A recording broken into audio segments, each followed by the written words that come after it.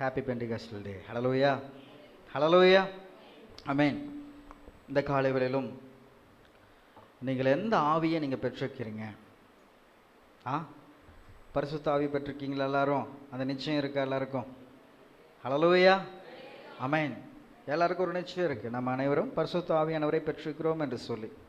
நம்முடைய ஆவிக்குரிய வாழ்க்கையிலே நம்ம ஆழமாக செல்ல, பல விஷயங்களை தெரிந்து கொள்ள ஆவியினுடைய வழிநடத்தல் துணை நமக்கு மிக அவசியமாக இருக்கிறது.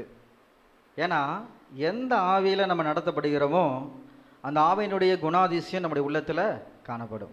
ஹல்லேலூயா. பரிசுத்த ஆவியானவர் நம்மை வழிநடத்தினார்னா நம்முடைய செயல்கள், நம்முடைய காரியங்கள் எல்லாம் அவர் எப்படி தீர்மானிக்கிறாரோ, டிசைன் பண்ணுறாரோ அதுக்கு ஏற்ற வண்ணமாக நம்முடைய வாழ்க்கையில் எல்லா காரியங்களும் நடக்கும்.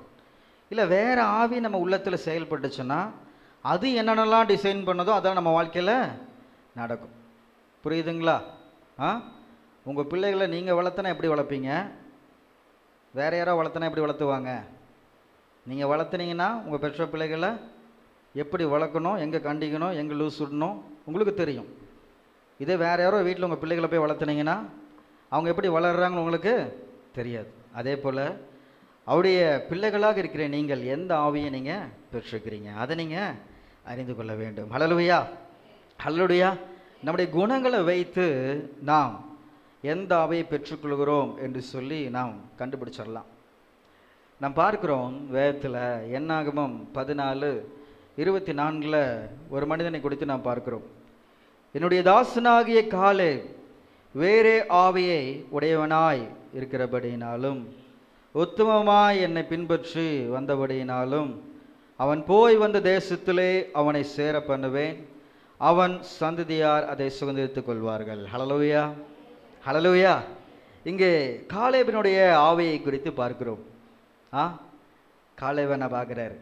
காலேபினுடைய ஆவி அப்படின்னு சொல்லிட்டோன்னே உடனே நம்ம பேர் வந்துடுது அப்படின்னு சொல்லி பார்க்குறேன். சரி, இங்கே பார்க்குறோம் காலேபினுடைய ஆவி வேறே ஆவி. இது என்ன ஆவி? வித்தியாசமான ஒரு மனிதன். தேவனுடைய பலன் அவருக்குள் நிறைந்திருந்தது.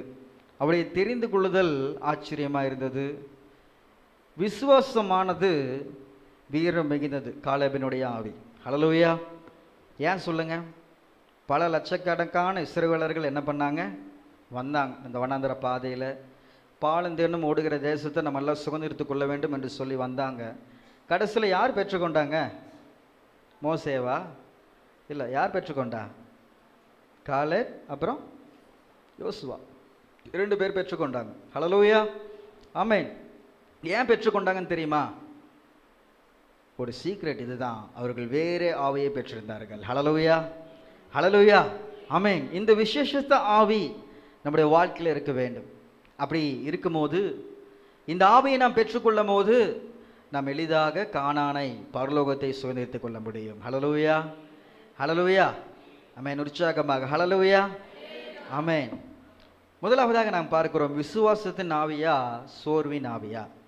சொல்லுங்க, விசுவாசத்தின் ஆவியா சோர்வின் ஆவியா? உங்க எல்லாருக்கும் என்ன ஆவி இருக்குது? விசுவாசத்தின் ஆவி இருக்கா? எத்தனை பேருக்கு சோர்வின் ஆவி இருக்கு? எத்தனை பேருக்கு இருக்கு? விசுவாசத்தின் ஆவி எத்தனை பேருக்கு இருக்கு? ஹல்லேலூயா, ஆமென். இந்த விசுவாசத்தின் ஆவி நம்முடைய வாழ்க்கையில் இருக்கும்போது நம்முடைய வாழ்க்கையில் இருக்கிற கோழைத்தனமெல்லாம் என்ன பண்ண ஃபஸ்ட்டு முதலாவதாக வெளியேறும். ஹல்லேலூயா, ஆமென். இஸ்ரவேல் மக்கள் எல்லாம் என்ன பண்ணுறாங்க? அவிசுவாசமாக இருந்தாங்க. கானான் சொல்கின்ற பாதையில் ஒரு கோழைத்தன்மை இருந்தது. அந்த இடத்துல ஒரு வீரத்தன்மை இல்லை. நாம் ஜெயம் எடுப்போம், தேவன் இப்படிலாம் நம்ம வழிநடத்தி வந்தார், செங்கடலை பிரித்தார். இதெல்லாம் பார்க்கும்போது எத்தனை அற்புத அடையாளங்களை பார்த்தாலும் அவங்க வாழ்க்கையில் இன்னும் சந்தேகங்கள், இன்னும் பழைய வாழ்க்கை, இந்த பழைய சோர்வின் ஆவி அவங்க வாழ்க்கையில் இருந்தது என்று சொல்லி பார்க்கிறோம். ஹல்லேலூயா. என்ன ஆகும்? 13:30 பார்க்கிறோம். அப்பொழுது காலேப் மோசேக்கு முன்பாக ஜனங்களை அமர்த்தி, நாம் உடனே போய் அதை சுதந்திரித்து கொள்வோம், நாம் அதை எளிதாய் ஜெயித்து கொள்ளலாம் என்றான். ஹல்லேலூயா. வேறே ஆவியை பெற்ற மனுஷனால் மாத்திரமே இந்த வார்த்தையை சொல்ல முடியும். ஹல்லேலூயா, ஹல்லேலூயா. நாம் எளிதாய் ஜெயித்து விடலாம், நாம் எளிதாய் மேற்கொண்டு விடலாம். வேறே ஆவி நம்முடைய வாழ்க்கையிலே அசைவாடும் போது மாத்திரமே இந்த வார்த்தையை நாம் சொல்ல முடியும். ஹல்லேலூயா.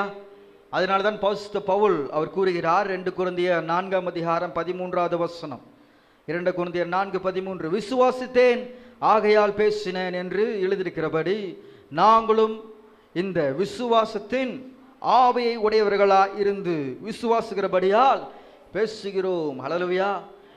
இன்னைக்கு பவுல தான் அவர் கூறுகிறார், விசுவாசித்தால் நீதிமான் பிழைப்பான் என்று சொல்லி நாம் பார்த்தோம். யார் பிழைப்பாங்க? ஆமென். ரத்தத்தினால கழுவப்பட்ட இன்னைக்கு நம்ம எல்லாருமே யாரு? நீதிமான்களாக இருக்கிறோம். நாம் பிழைக்கிறதுக்கு என்ன பண்ணணும்? நீதிமான்களாகிட்டோம்.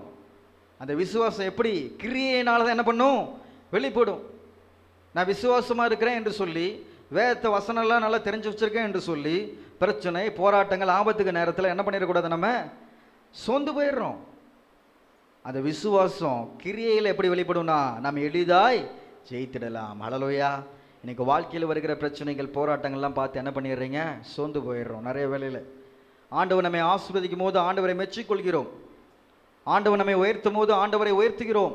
கடவுள் எனக்கு அதை செய்தார், இதை செய்தார், தேவனுடைய நாமத்துக்கு மகிமை உண்டாவதாக என்று சொல்லி மன மகிழ்ச்சியாக, முகமகிழ்ச்சியாக இருக்கிறோம், சபையில், வீட்டில், வெளியில்.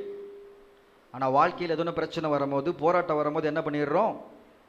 முகங்கள் எல்லாம் சோர்ந்து போயிடுது, நம்முடைய குரல்கள் சோர்ந்து போயிடுது, நம்முடைய செயல்கள் சோர்ந்து போயிடுது. தேவனுக்கென்று செய்கின்ற காரியத்தில் சில தேக்கம் அப்படியே காணப்படுகிறது நம்முடைய வாழ்க்கையில். இதெல்லாம் என்ன தானாமா? நம்ம என்னதான் பரிசுத்த ஆவியை பெற்றுக்கொண்டிருந்தாலும் விசுவாசத்தின் ஆவி, அந்த வேறே ஆவி நம்முடைய வாழ்க்கையில் இல்லை. நம்முடைய வாழ்க்கையில் எது இருக்குது சொல்லுங்க? என்ன இருக்குது? சோர்வின் ஆவி இருக்குது. கண்டுபிடிக்கிறீங்களா? இன்னைக்கு எத்தனை பேர்த்துக்கு சோர்வின் ஆவி இருக்கு? இருக்கா? நான் எப்படி எல்லாத்துக்கும் சோர்வின் ஆவி இருக்கு, அப்படிதானே? எல்லாரும் பரிசுத்த ஆவியின் அபிஷேகத்தை பெற்றுக்கிறோம். ஆனால் பிரச்சனை, போராட்ட நேரத்தில் என்ன பண்ணிடுறோம்? சோர்ந்து போயிடுறோம். ஹல்லேலூயா. இந்த சோர்வு நம்ம வாழ்க்கையில் முதலாவதாக இருக்கக்கூடாது. ஹல்லேலூயா. அதனால் இந்த சோர்வின் ஆவி அது எப்படி வருதுன்னு பார்க்கும்போது, அது எகிப்தியருடைய ஆவி. அது நான் பார்க்கும்போது ஏசாயா 19:3 பார்க்கும்போது, எகிப்தியருடைய ஆவி அவர்களுக்குள்ளே சோர்ந்து போகும் என்று சொல்லி நாம் பார்க்கிறோம். பார்த்தீங்களா? அதனால தான் மக்கள்லாம் என்ன பண்ணாங்க? என்னாகமம் 14:1-2 வசனங்களை பார்க்கிறோம். அப்பொழுது சபையார் எல்லாரும் கூக்குரல் எடுத்து புலம்பினார்கள். ஜனங்கள் அன்று முழுவதும் அழுது கொண்டிருந்தார்கள். இஸ்ரவேல் புத்திரர்கள் எல்லாரும் மோசேக்கும் ஆரோனுக்கும் விரோதமாக முறுமுறுத்தார்கள். சபையார் எல்லாரும் அவர்களை நோக்கி, எகிப்து தேசத்திலே செத்து போனவனால் நலமாயிருக்கும், இந்த வனாந்திரத்திலே நாங்கள் செத்தாலும் நலம். இன்னைக்கு ஆவிக்குரிய வாழ்க்கையிலே நாம் செல்கிறோம். சில வேளையில் சோர்ந்து போகும்போது, எதுக்கு தான் இந்த ரட்சிப்பு, எதுக்கு தான் இந்த விடுதலை? ஆண்டவரை ஏற்றுக்கொண்ட பிறகு என் சமுதாயத்தில், என் குடும்பத்தில் நான் பிரிந்து ஆண்டவருக்கென்று சாட்சியே வாழ்ந்து கொண்டிருக்கிறேனே, பாவ அடிமைத்தனத்திலிருந்து விடுதலை பெற்று ஒரு வாழ்க்கை வாழ்ந்து கொண்டிருக்கிறேனே, என் வாழ்க்கையில் சில பிரச்சனைகள், போராட்டங்கள் வரும்போது என்ன பண்ணிடுறோம்? முறுமுறுக்கிறோம். கரெக்டா? நிறைய வேளையில் நம்ம என்ன பண்ணுறோம்? முறுமுறுக்கிறோம். பிரச்சனை, போராட்டங்கள் எல்லாம் பார்த்து நாம் முறுமுறுக்கக்கூடாது என்று சொல்லி வசனம் சொல்கிறது. ஹல்லேலூயா.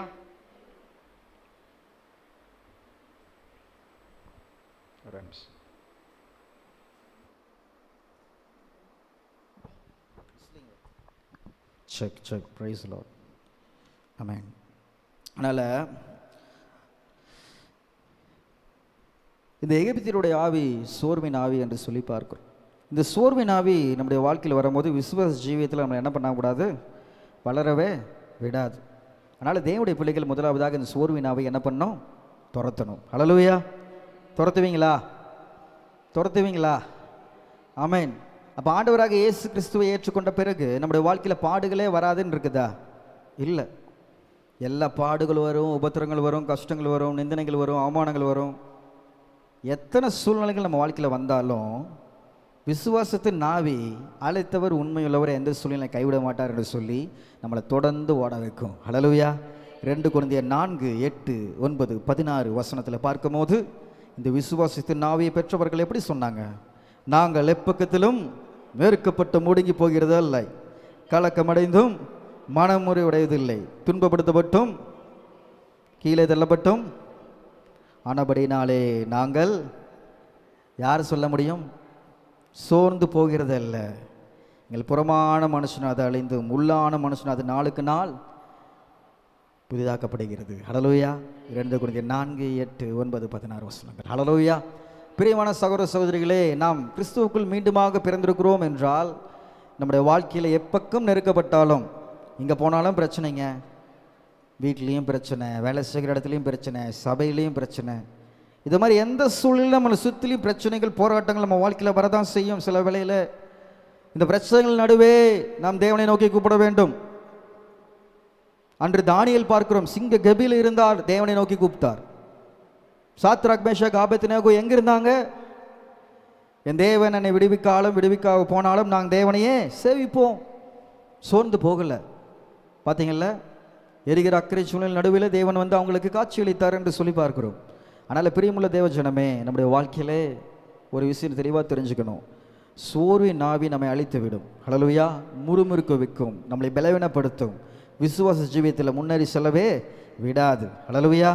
அதனால் எப்பயுமே தைரியமாக இருங்க, வாழ்க்கையை தைரியமாக ஃபேஸ் பண்ணுங்க. பரிசுத்த ஆவியானவர் அதை தான் நம்மளுக்கு தருகிறார். சோர்ந்து போனவர்களுக்கு பலனை தருகிறார், பலனற்றவனுக்கு பலன் தருகிறார். பலத்தினாலும் அல்ல, பராக்கிரமத்தினாலும் அல்ல, தேவனுடைய ஆவினாலே எல்லாம் ஆகும். நம்முடைய பலவீனத்தில் அவருடைய கிருபை பூரணமாக நம்முடைய வாழ்க்கையில் விளங்குகிறது. இதை நல்லா நம்ம தெரிஞ்சுக்கணும். ஒரு ஊரில் நம்ம பார்க்கும்போது ஒரு செப்பல் வியாபாரி என்ன பண்ணாரா, போயிட்டு இருந்தாராமா அந்த ஊருக்கு. அந்த கம்பெனி வந்து என்ன பண்ணாங்க, அனுப்பிச்சாங்களாம். அந்த கிராமத்துக்கு அவர் போய் பார்க்கும்போது யாருமே என்ன பண்ணலையா, செப்பல் போடவே இல்லையா செப்பல்லாம். உடனே அவர் போய் பார்த்தாரா, ஐயோ என்னடா யாருமே செப்பல் போடாமல் இருக்கிறாங்க, இவங்க கிட்ட போய் என்ன பண்ண போகிறேன், நான் செப்பலை வைக்க போகிறேன் அப்படின்னு சொல்லிட்டு கம்பெனிக்கு கால் பண்ணி என்ன பண்ணிட்டாரா, சொல்லிட்டாராம், இந்த இடத்துல யாரும் வாங்க மாட்டாங்க பாஸ் அப்படின்னு. ஓகே, அந்த பாஸ் என்ன பண்ணிட்டாரு, சரி விடு இவன் வேலைக்கு ஆக மாட்டான்னு சொல்லி இன்னொருத்தர் அமிச்சானா. அவரை போய் அமிச்சிட்டோன்னா அவரு போய் இந்த செப்பல் வியாபாரி அந்த ஊரில் மக்களை எல்லாம் சர்வே பண்ணிவிட்டு, ஓ யாருமே செப்பல் போடாமல் இருக்காங்க, எல்லோரும் என்ன பண்ணணும், செப்பல் போடணும், காலணி அணியாமல் இருக்கிறாங்க, எல்லோரும் காலணி அணிந்து கொள்ளணும் அப்படின்னு சொல்லிட்டு என்ன பண்ணாரா, ஓனரை கால் பண்ணி, நீங்கள் நல்ல கிராமத்துக்கு என்ன பண்ணியிருக்கீங்க, அமைச்சிருக்கீங்க, எல்லாத்தையும் என்ன பண்ணுவேன் நான், செப்பல் போட வைப்பேன், நம்முடைய பிஸ்னஸ் என்னாவும் வளரும், எல்லோரும் வாங்குவாங்க செப்பல். இதில் நீங்கள் போனீங்கன்னா, நடந்து போனீங்கன்னா இதில் கல் குத்தாது, முள் குத்தாது, கண்ணாடி குத்தாது என்று சொல்லி அவன் எல்லாம் சொல்லி சொல்லி என்ன பண்ணானா, அந்த செப்பலை வித்தானா. முடியாதுன்னு சொல்லிட்டு போனவன் ஓனர் என்ன பண்ணிட்டாரு, வான்னு சொல்லிட்டாரு. அவனுக்கு ஏற்ற ஊதியம் இல்லை, ப்ரொமோஷன் இல்லை, கம்பெனிக்கான வளர்ச்சியும் இல்லை. ஆனால் முடியும்னு எப்போ ஒருவன் தீர்மானிக்கிறானோ அப்போ மக்களும் பயனடைகிறாங்க, அவனும் பயனடைகிறான். அந்த இடத்துல எது பயனடைகிறது, கம்பெனியும் வளருகிறது. பார்த்தீங்களா, இன்னைக்கு நம்முடைய வாழ்க்கையில் சோர்ந்து போகும் போது நம்மளால் தேவன் சொல்கின்ற அந்த திட்டம் நம்முடைய அயலாகத்தார் என்ன பண்ணிடுறாங்க, அந்த ஆசீர்வாதத்தை இழந்து போயிடுறாங்க. நம்ம சோர்ந்து போகும்போது நம்மளும் அந்த ஆசீர்வாதத்தை இழந்து போகிறோம். நம்மால் தேவனுடைய ராஜ்யம் கட்டப்படுவதற்கான அந்த மகிமையும் என்ன பண்ணிடுறது, இழந்து போகிறது. பார்த்தீங்களா, 3 லாஸ் நம்ம சோர்ந்தடையும் போது. ஆனால் நம்ம விசுவாசமாக இருக்கும் போது பிரச்சனை எளிதாக நம்ம மேற்கொள்ளலாம். சுற்றில் இருக்கவங்க அதை காண்டி என்ன பண்ணுவாங்க, இவன் எப்படி இவன் ஜெயித்து வந்தான்னு அவங்க அதை பார்ப்பாங்க. நம்ம ஜெயம் எடுத்து நம்முடைய வாழ்க்கை சாட்சியாக மாறும். பரலோகம் நம்முடைய தேவன் செய்த கிரியை நிமித்தமாக அவர் பரலோகத்தை நமக்கு சாட்சி கொடுக்குவார். பரலோகம் மகிழ்ச்சியாக இருக்கும். ஹல்லேலூயா. இன்றைக்கி தேவனுடைய பிள்ளைகள் இந்த 3 விஷயத்தில் ரொம்ப ஜாக்கிரதையாக இருக்கணும். உங்களால் மற்றவங்க ஆசீர்வதிக்கப்படணும், நீங்கள் ஆசீர்வதிக்கப்படணும், உங்களால் பரலோகம் தேவனுடைய நாமம் மையப்படணும். அதனால் சோர்வின் ஆவிக்கு முதலாவது நீங்கள் இடம் கொடுக்கக்கூடாது. விசுவாசத்தின் ஆவி உங்கள் வாழ்க்கையில் இருக்கணும். ஹல்லேலூயா. இருக்குதா? இனிமே நீங்கள் விசுவாசத்தின் ஆவியை பெற்றுக்கொள்ளணும். அடுத்தது விடுதலையின் ஆவியா, அடிமைத்தனத்தின் ஆவியா? விடுதலையின் ஆவியா, அடிமைத்தனத்தின் ஆவியா என்று சிந்து பார்க்கிறோம். ஆண்டவராக இயேசு கிறிஸ்து ஒரு முறை தம்முடைய சீஷர்களை எல்லாம் அவர் பார்க்கும்போது, லூக்கா 9:55 பார்க்கும்போது, அவர் திரும்பி பார்த்து, நீங்கள் இன்னே ஆவி உள்ளவர்கள் என்பதை அறியீர்களா என்று அவர்களை அதட்டினார் என்று சொல்லி பார்க்கிறோம். நம்ம எந்த ஆவியை பெற்றிருக்கிறோம் என்று சொல்லி ஆண்டவர் கேட்கிறார். இன்னைக்கு நம்முடைய வாழ்க்கையில் எந்த ஆவியை நீங்கள் பெற்றிருக்கிறீங்க அப்படின்னு சொல்லிட்டு ஆண்டவர் நம்மை நோக்கி கேட்கிறார் என்று சொல்லி பார்க்கிறோம். 2 கொரிந்தியர் 3:17 எல்லாருக்கும் தெரிந்த வசனம், கர்த்தரே ஆவியானவர், கர்த்தருடைய ஆவி எங்கேயோ அங்கே விடுதலை உண்டு. ஹல்லேலூயா. அபிஷேகம் பெற்ற ஒவ்வொருவரும் நம்முடைய வாழ்க்கையில் நம்முடைய ஆவி, ஆத்மா, சரீரத்தில் ஒரு மெய்யான விடுதலை நம் அனைவரும் பெற்றுக்கொள்ள வேண்டும். ஹல்லேலூயா, ஹல்லேலூயா, ஆமென். அதனால் பிரியமான சகோதர சகோதரிகளே, விடுதலை நம்ம வாழ்க்கையில் துரிதமாக நம்மால் பெற்றுக்கொள்ள முடியும். நியாயாதிபதிகள் 15ஆம் அதிகாரம் 14, 15 வசனங்களை வாசிக்கும் போது இங்கே சிம்சோனை குறித்து நாம் பார்க்கிறோம். அவன் லேகி வரைக்கும் வந்து சேர்ந்தபோது பெலிஸ்தியர் அவனுக்கு விரோதமாக ஆரவாரம் பண்ணினார்கள். அப்பொழுது கர்த்தருடைய ஆவி அவன் மேல் பலமாய் இறங்கினதினால் அவன் புயங்களில் கட்டியிருந்த கயிறுகள் நெருப்புட்ட நூல் போலாகி அவன் கட்டுகள் அவன் கைகளை விட்டு அருந்து போயிற்று. உடனே அவன் ஒரு கழுதையின் பச்சை தாடை எலும்பை கொண்டு தன் கையை நீட்டி அதை எடுத்து அதனாலே 1000 பேரை கொன்று போட்டான். ஹல்லேலூயா, ஹல்லேலூயா. இந்த இடத்துல நாம் பார்க்கிறோம், அபிஷேகம் பலமாய் இறங்கும் போது ஒரு மனிதனால அசாத்தியமான காரியங்களை சாத்தியமாக்க முடிகிறது. ஹல்லேலூயா. ஒரு மெய்யான விடுதலை அவர் பெற்றுக்கொள்ள முடிகிறது என்று சொல்லி பார்க்கிறோம். ஹல்லேலூயா, ஆமென். இன்னைக்கு அபிஷேகம் அப்படிப்பட்ட காரியங்களை எல்லாம் செய்தது சரித்திரத்தில் நாம் பார்க்கிறோம். வேத சரித்திரத்தில் எப்படி ஒரு கழுதை தாடை எலும்பை முதற்கொண்டு ஐயா ஒரு எத்தனை பேரை முறியடிச்சாங்க என்று சொல்லி பார்க்கிறோம். 1000 பேர். இன்னைக்கு ஒருத்தரையே நம்மளால் என்ன பண்ண முடியல, முறியடிக்க முடியவில்லை. ஒரு சத்துரு ஒரு வேலை செய்கிற இடத்துல ஊழியத்தில் வெளியில் செல்லும் போது ஒரு சத்துருவின் போராட்டம் வரும்போது நம்மளால் ஒருத்தரை முறியடிக்க முடிகிறதா? உடனே சோர்ந்து போய்கிறோம், பயந்து விடுகிறோம். ஒரு விடுதலை நமக்கு கிடைக்க மாட்டேங்கிறது. ஆனால் நம்ம பார்க்குறோம், ஆண்டவர் விடுதலை நம்ம வாழ்க்கையில் தர அவர் விரும்புகிறார். ஹல்லேலூயா. ஒரு சரியான அபிஷேகம் நம்ம வாழ்க்கையில் இருந்தால், ஆவியானவர் பலமாய் நம்முடைய வாழ்க்கையில் இருந்தால், ஒரு மெய்யான விடுதலை நாளுக்கு நாள் நம்ம அனுபவிப்போம். ஹல்லேலூயா, ஹல்லேலூயா, ஆமென். பரிசுத்த ஆவி எங்கேயோ அங்கே விடுதலை உண்டு என்று வேதம் சொல்லலை. கரெக்டுங்களா? கர்த்தருடைய ஆவியானவர் எங்கேயோ அங்கே விடுதலை உண்டு. ஹல்லேலூயா, ஹல்லேலூயா, ஆமென். இங்கே நம்ம பார்க்கும்போது கர்த்தருடைய ஆவியானவர், கடந்த வாரம் நம்ம பார்த்தோம், யெகோவா சாட்சிகளை குறித்து என்ன பண்ணோம் பார்த்தோம். அதில் என்ன சொன்னேன் நான்? கர்த்தருக்கு என்ன பதம் சொல்லுங்க? புதிய ஏற்பாட்டில் என்ன பதம்? கிரேக்க மொழியில் எழுதப்பட்ட புதிய ஏற்பாட்டில் கிரியோஸ், பழைய ஏற்பாட்டில் எபிரேய மொழியில் யெகோவா. பார்த்தீங்களா? அப்போ நம்ம தெளிவாக தெரிஞ்சுக்கிறோம், கர்த்தருடைய ஆவியானவர். அப்போ கர்த்தருடைய ஆவியானவர் என்றால் கர்த்தருக்கு ஒரு பர்சனாலிட்டி இருக்கு. ஏசாயா 9:7 நாம் பார்க்கும்போது அவர் எப்படிப்பட்டவர்? தாவீதின் சிங்காசனத்தையும் அவனுடைய ராஜ்யத்தையும் அவர் திடப்படுத்தி அதை எதிர் முதற்கொண்டு என்றென்றைக்கும் நியாயத்தினாலும் நீதியினாலும் நிலைப்படுத்தும்படி அவருடைய கர்த்தத்துவத்தின், சொல்லுங்க, கர்த்தத்துவத்தின் அதின் முடிவில்லை. ஹல்லேலூயா, ஹல்லேலூயா. The government shall upon his shoulder அப்படின்னு சொல்லி பார்க்கிறோம். அப்போ ஆவியானவர் எங்கேயோ அங்கே விடுதலை உண்டு என்றால் கர்த்தருடைய ஆவியானவர். அப்போ கர்த்தருடைய அப்படின்னு சொல்லும் போது கர்த்தருடைய ஒரு கண்ட்ரோல் இருக்குது.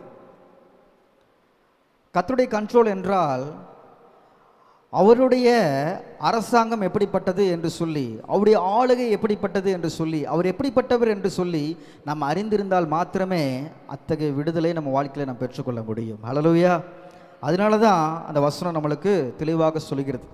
அப்போ கர்த்தருடைய ஆவியானவருக்கு நாம் கீழ்ப்படியணும். ஃபஸ்ட்டு நம்ம வாழ்க்கையில் கர்த்தத்துவம், ஒரு கவர்மெண்ட்டுக்கு கீழ்ப்படிந்திருந்தால் மாத்திரமே அந்த குடிமக்கள்லாம் என்ன பண்ணுவாங்க? ஆசீர்வாதத்தை பெற்றுக்கொள்வாங்க. அப்போ கர்த்தத்துவம் அவர் தோளின் மேல் இருக்கும் என்று சொல்லி பார்க்கும். அப்போ கர்த்தருடைய ஆவியானவர் கர்த்தருக்கு கீழ்ப்படிந்தால் மாத்திரமே நம்முடைய வாழ்க்கையில் விடுதலை நாம் பெற்றுக்கொள்ள முடியும். ஹல்லேலூயா. வெறும் நான் அபிஷேகம் நான் பெற்றுக்கொண்டிருக்கிறேன், இந்த காரியத்தை நான் பெற்றுக்கொண்டிருக்கிறேன், என் வாழ்க்கையில் விடுதலை வந்துருமோ? இல்லை. யாரெல்லாம் பரிசுத்த ஆவியானவருக்கு கீழ்ப்படுகிறாங்களோ, கர்த்தருடைய ஆவியானவருக்கு யாரெல்லாம் கீழ்ப்படுகிறாங்களோ அவங்க வாழ்க்கையில் அவங்க அடிமையின் ஆவியை பெறாமல் விடுதலையின் ஆவியை அவர்கள் பெறுகிறார்கள். ஹல்லேலூயா, ஹல்லேலூயா, ஆமென். அதனால் பிரியமான சகோதர சகோதரிகளே, நம்முடைய வாழ்க்கையில் இந்த விடுதலை நம்ம வாழ்க்கையில் நம்ம பெற்றுக்கொள்ளணும். இந்த அரசாங்கத்துக்குள்ளே, இந்த கட்டுப்பாக்குள்ளே இருந்தால் தான் நம்ம வாழ்க்கையில் ஒரு விடுதலை நம்ம பெற்றுக்கொள்ள முடியும். கென்யா நாட்டு மக்கள் விடுதலைக்காக என்ன பண்ணாங்களாம்? போராடினாங்களாமா. அந்த இடத்துல ஒருவர் வந்து கேட்டாங்களாம், ஏப்பா விடுதலைக்காக போராடுறீங்களே, என்ன உங்களுடைய கோரிக்கை அப்படின்னு சொல்லி கேட்கும்போது அவங்க சொன்னாங்களாம், நாங்கள் சைக்கிள் என்ன பண்ணோம், இஷ்டம் போல் ஓட்டலாம், எல்லா இடத்துலையும் பஸ்ஸில் டிக்கெட் எடுக்காமலே எல்லா ஊருக்கும் ஏறி ஏறி இறங்கலாம் அப்படின்னு சொன்னாங்களாம். அவங்களுடைய ஆசை என்ன, கென்யா நாட்டு மக்களுடைய ஆசை விடுதலை பெற்றுக்கொள்ளணும் அப்படின்னு சொல்லிட்டு அவங்க கேட்கும்போது சைக்கிள் எல்லா இடத்துலையும் ஓட்டணும். ஆனால் அந்த இடத்துல அரசாங்கம் ஒரு ரூல்ஸ் வச்சுருந்துச்சு. அவங்க அடிமையாக இருக்கும்போது அந்த இடத்துல இடதுபுறமாக தான் சைக்கிள் என்ன பண்ணணும், செலுத்தணும். அந்த இடத்துல ஒரு காரியம் இருந்தது, ஒரு நிபந்தனை இருந்தது. நீங்கள் டிக்கெட் எடுக்காமல் போனால் இத்தனை $, நீங்கள் என்ன பண்ணணும், நீங்கள் கொடுக்கணும். இந்த நிபந்தனை இருந்துச்சு. ஆனால் அவங்களுடைய கோரிக்கை எப்படி இருந்துச்சு, நாங்கள் இஷ்டம் போல் வாழணும், இஷ்டம் போல் ஏறி இறங்கணும், எங்களுக்கு விடுதலை வேணும். பார்த்தீங்களா, இன்னும் கென்யா நாட்டு மக்கள் அப்படியே தான் இருக்கிறாங்க. பார்த்தீங்களா, இன்றைக்கி நம்முடைய வாழ்க்கையில் விடுதலை எப்படி இருக்குது, ஆவியானவருக்கு கீழ்ப்படிந்தால் மாத்திரமே அந்த மெய்யான விடுதலை நாம் பெற்றுக்கொள்ள முடியும். ஹல்லேலூயா. ஆவியானுக்கு கீழ்ப்படியாமல் நான் இஷ்டம் போல் வாழ்வேன், ஆவியானவனுக்கு விடுதலை தரணும், நான் இஷ்டம் போல் வாழ்வேன், எனக்கு ஒரு சுதந்திரம் கிடைக்கணும், நான் இஷ்டம் போல் வாழ்வேன். அதான் பார்க்குறோம், இஷ்டம் போல் வாழ்வதெல்லாம் அவர் சித்தம் போல் வாழணும். அந்த சித்தம் தான் பரிசுத்தனுடைய சித்தத்தை செய்யும் போது தான், கர்த்தருடைய ஆவியானுடைய சித்தத்தை செய்யும் போது தான் அங்கே விடுதலையை நாம் பெற்றுக்கொள்ள முடியும். ஹல்லேலூயா, ஹல்லேலூயா. ஆனால் பிரியமான சகோதர சகோதரிகளே, இன்றைக்கி நம்முடைய வாழ்க்கையில் இந்த விலையேறப்பட்ட இந்த ரட்சிப்பை, இந்த அபிஷேகத்தை நாம் பெற்றுக்கொள்ள வேண்டும் என்றால் ஆவியானவருக்கு செவி கொடுக்க வேண்டும். ஹல்லேலூயா. செவி கொடுப்பீங்களா?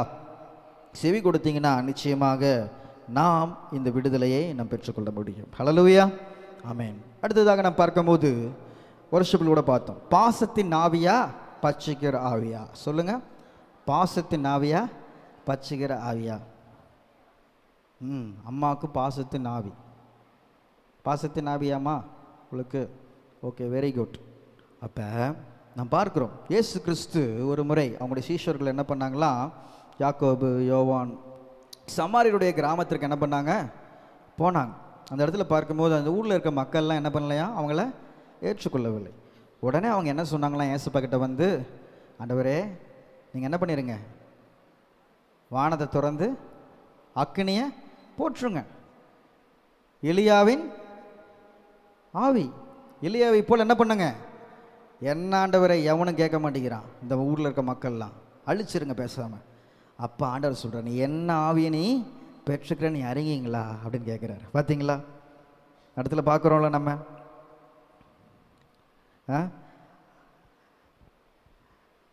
வர்ஷிப்பில் சொன்ன மாதிரியே தான், என்ன ஆவியை நீ பெற்றுக்கிட்டு இருக்கிற.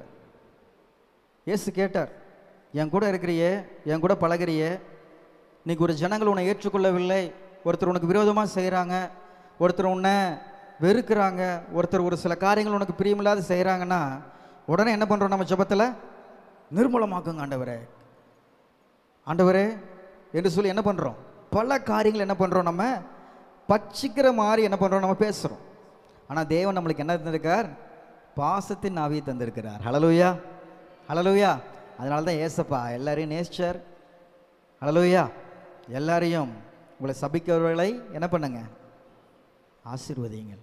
உன்னை யாரா சபிச்சிட்டானா ஆசீர்வாதம், உன்னை யாரா துன்பப்படுத்தினாங்களா அவங்களுக்காக ஜெபம் பண்ணுங்க. இதுதான் பாசத்தின் ஆவி. ஹல்லேலூயா. இன்னைக்கு பிரியமான தேவனுடைய ஜனமே, நம்முடைய வாழ்க்கையில் இந்த பாசத்தின் ஆவி நம்ம வாழ்க்கையில் வேணும். இன்னைக்கு கிறிஸ்தவ சமுதாயத்தில் என்ன பண்ணிடுறோம், நம்ம நிறைய வேளையில் பச்சிக்கிறோம், என்ன பண்ணுறோம், எரியிறோம். அபிஷேகம் என்பதை நாம் தெளிவாக புரிந்து கொள்ள வேண்டும். அபிஷேகம் ஒழுங்குண்மையாய் இருக்கிறதை இந்த அபிஷேகம் என்ன பண்ணுது, நிறைவாக்குது என்று சொல்லி பார்க்கிறோம்.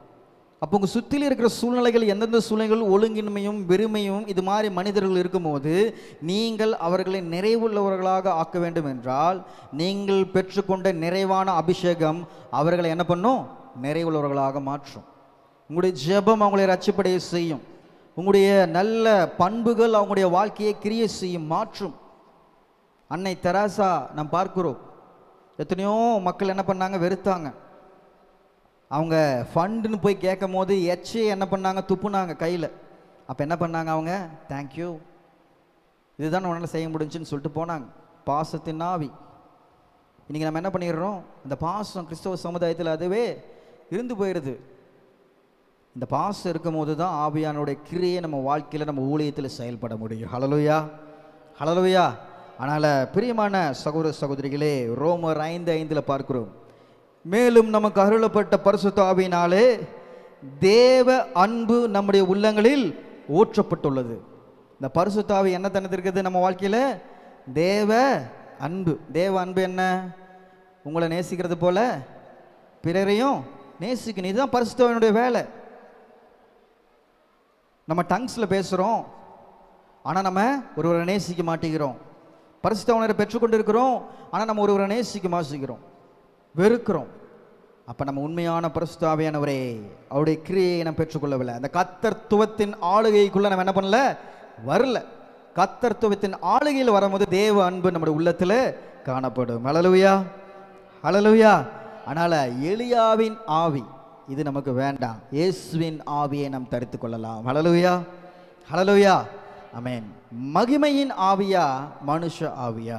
அடுத்ததாக மகிமையின் ஆவியா மனுஷ ஆவியா? இது நம்ம பார்த்தோம். அன்று முந்தின ஆதாம் என்ன பண்ணாங்க? வர்ஷிப்பில் பார்த்தோம்ல, தேவன் ஒரு பெரிய மகிமை என்ன பண்ணார்? தந்தாருங்களா? ஏதேன் தோட்டத்தில் மகிமையை தந்து அவனுடைய சொந்த சாயலாகவே என்ன பண்ணார்? அவர் படைத்தார். சொல்லுங்க, யாருடைய சாயலாக தேவன் படைத்தார்? தேவ சாயலாக படைத்தார். ஆனால் நாம் பார்க்கிறோம் ரோமர் 3:23 எல்லாரும் பாவம் செய்து, வெரி குட், அந்த அம்மா கிளாப் பண்ணலாமா? தேவ மகிமை அற்று போனோம். எந்த மகிமை அற்று போன? பாவம் செய்ததுனால ஏசப்பா நம்மளுக்கு தந்த மகிமையை அற்று போயிட்டோம். ஹல்லேலூயா. அப்போ ஏசப்பா அழகாக படைச்சர் அந்த உலகத்தை, ஆளுகை தந்தார். ஆனால் பிற்படாக இந்த மனிதன் தவறு செய்ததுனால நான் பார்க்கும்போது தேவன் மீண்டுமாக இந்த உலகத்தில் வந்து இழந்து போன உனக்கு தேவ மகிமை அவர் தருகிறார். ஹல்லேலூயா, ஹல்லேலூயா. அதனால் பிரியமுள்ள சகோதர சகோதரிகளை, தேவ மகிமையை நாம் பெற்றுக்கொள்ளும் போது நம்முடைய வாழ்க்கையிலும் நாம் அதிகாரத்தையும் தேவனுடைய ஆசீர்வாதத்தையும் பலனையும் நாம் பெற்றுக்கொள்வோம். ஹல்லேலூயா. அதனால் இதுவரைக்கும் உங்கள் சொல்லில், உங்களுடைய செயல்களில் சில விடுதலை இல்லை, என் வாழ்க்கையில் ஒரு மகிமையான காரியங்கள் நடக்கலைன்னு நீங்கள் நினச்சிங்கன்னா ஆவியானுடைய மகிமையை நீங்கள் தரித்து கொள்ளுங்கள். ஹல்லேலூயா.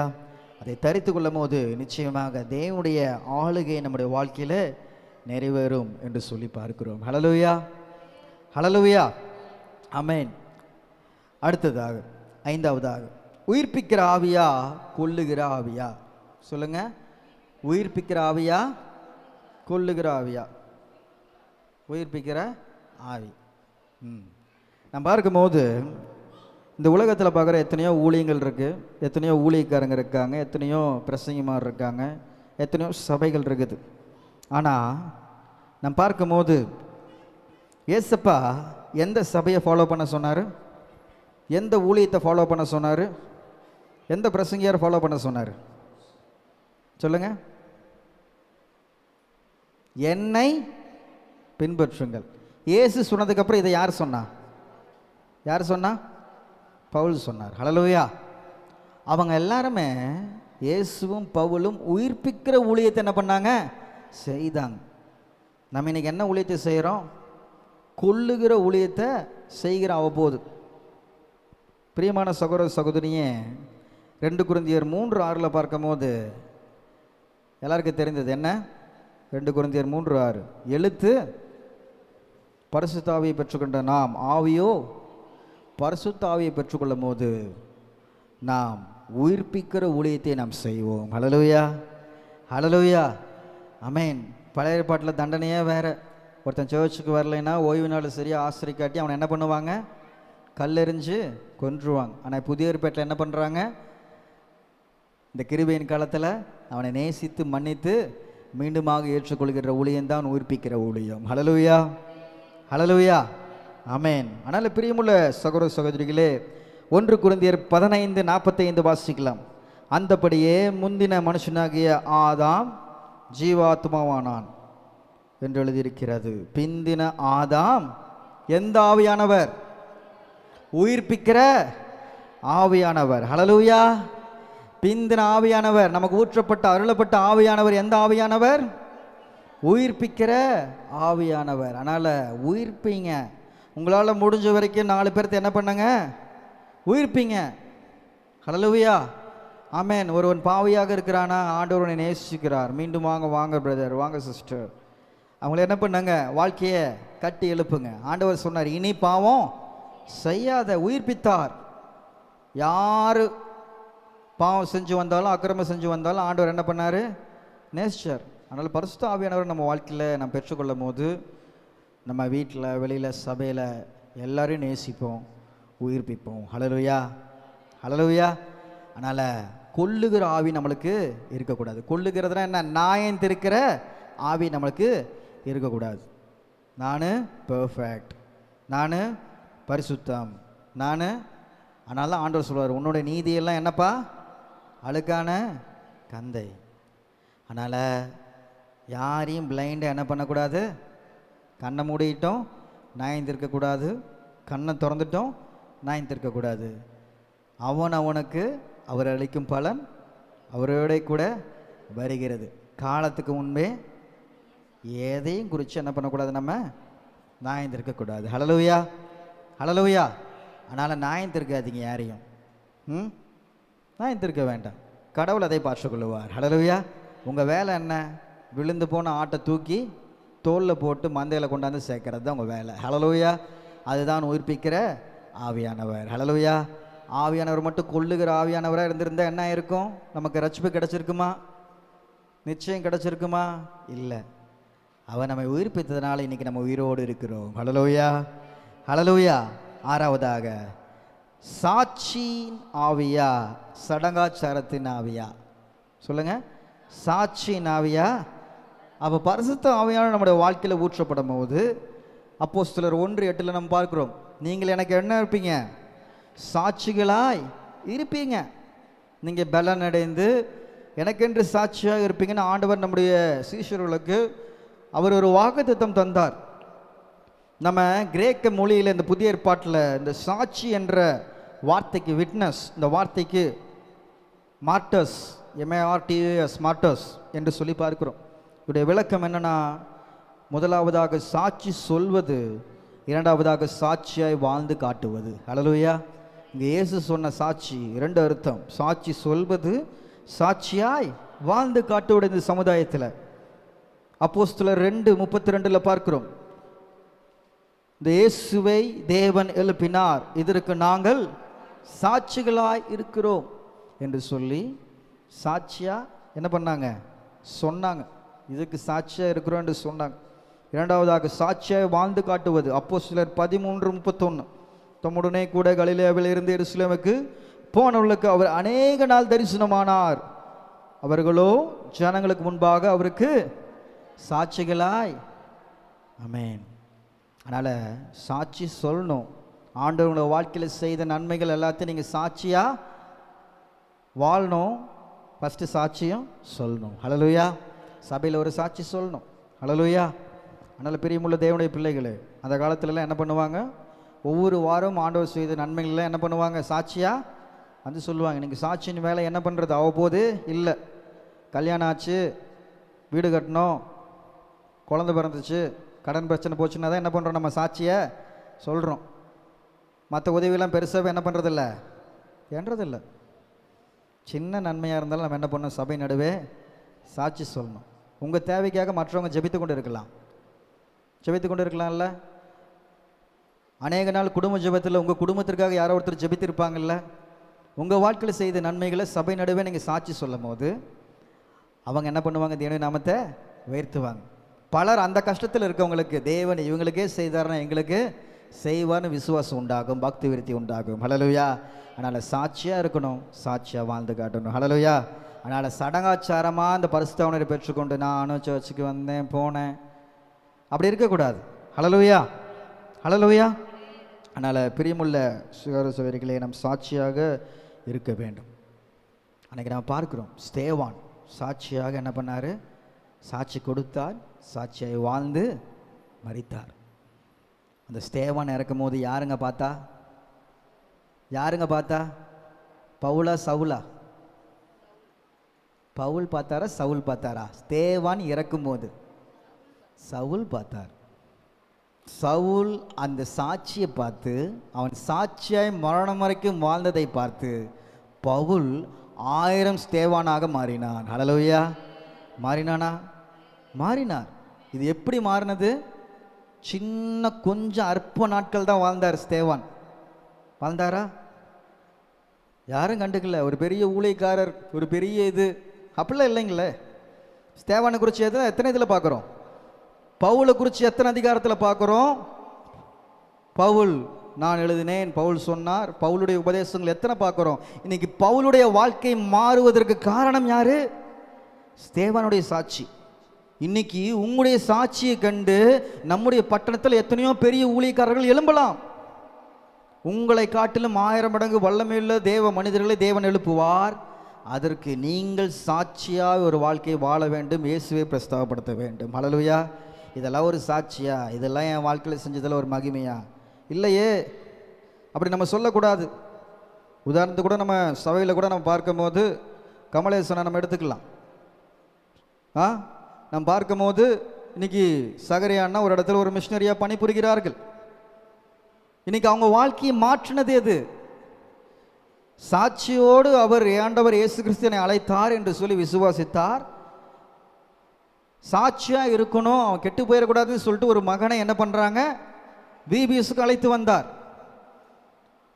அதானே பண்ணீங்க நீங்க பண்ணீங்களா பிரதர்? அது மட்டும் தான் பண்ணார். பைபிள் சொல்லி தந்தாரா? மிஷினரி பணிக்கு போன்னு சொன்னாரா? குஜராத்துக்கு போன்னு சொன்னாரா? இல்லை. அவருடைய வாழ்க்கை ஒரு வாழ்க்கை சாட்சியாய் வாழ்ந்து ஒரு ஆத்துமாதாய பணியில் ஈடுபட்டதுனால இன்னைக்கு ஒரு மிஷினரி குஜராத்தில் ஊழியம் செஞ்சிருக்கிறார் குடும்பத்தோடு. ஹல்லேலூயா. அவரை செஞ்சதை காட்டிலும் அவர் வல்லமே செஞ்சாரா? இதே தான் எக்ஸாம்பிள். இன்னைக்கு உங்கள் வாழ்க்கையில் நீங்கள் செய்கிறத அற்பமாக என்னலாம், ஆனால் உங்கள் வாழ்க்கை சாட்சியாக இருந்துச்சுன்னா அதான் நான் செய்வதை காட்டிலும் பெரிய கிரிகளை செய்வார். கிறிஸ்தியேசுன சிந்தை அதுதான் சிந்தை. ஹல்லேலூயா. நான் தான் செய்வேன், நான் தான் பண்ணுவேன், அது இல்லை. ஆண்டவர் அதற்காக நம்ம அழைக்கல. உன்னை கொண்டு என்ன செய்யணுமோ அதான் செய்வேன். உன்னுடைய சாட்சியின் மூலமாக மற்றவர்கள் என்ன செய்யணும் அதை நான் செய்வேன். ஹல்லேலூயா. ஹல்லேலூயா.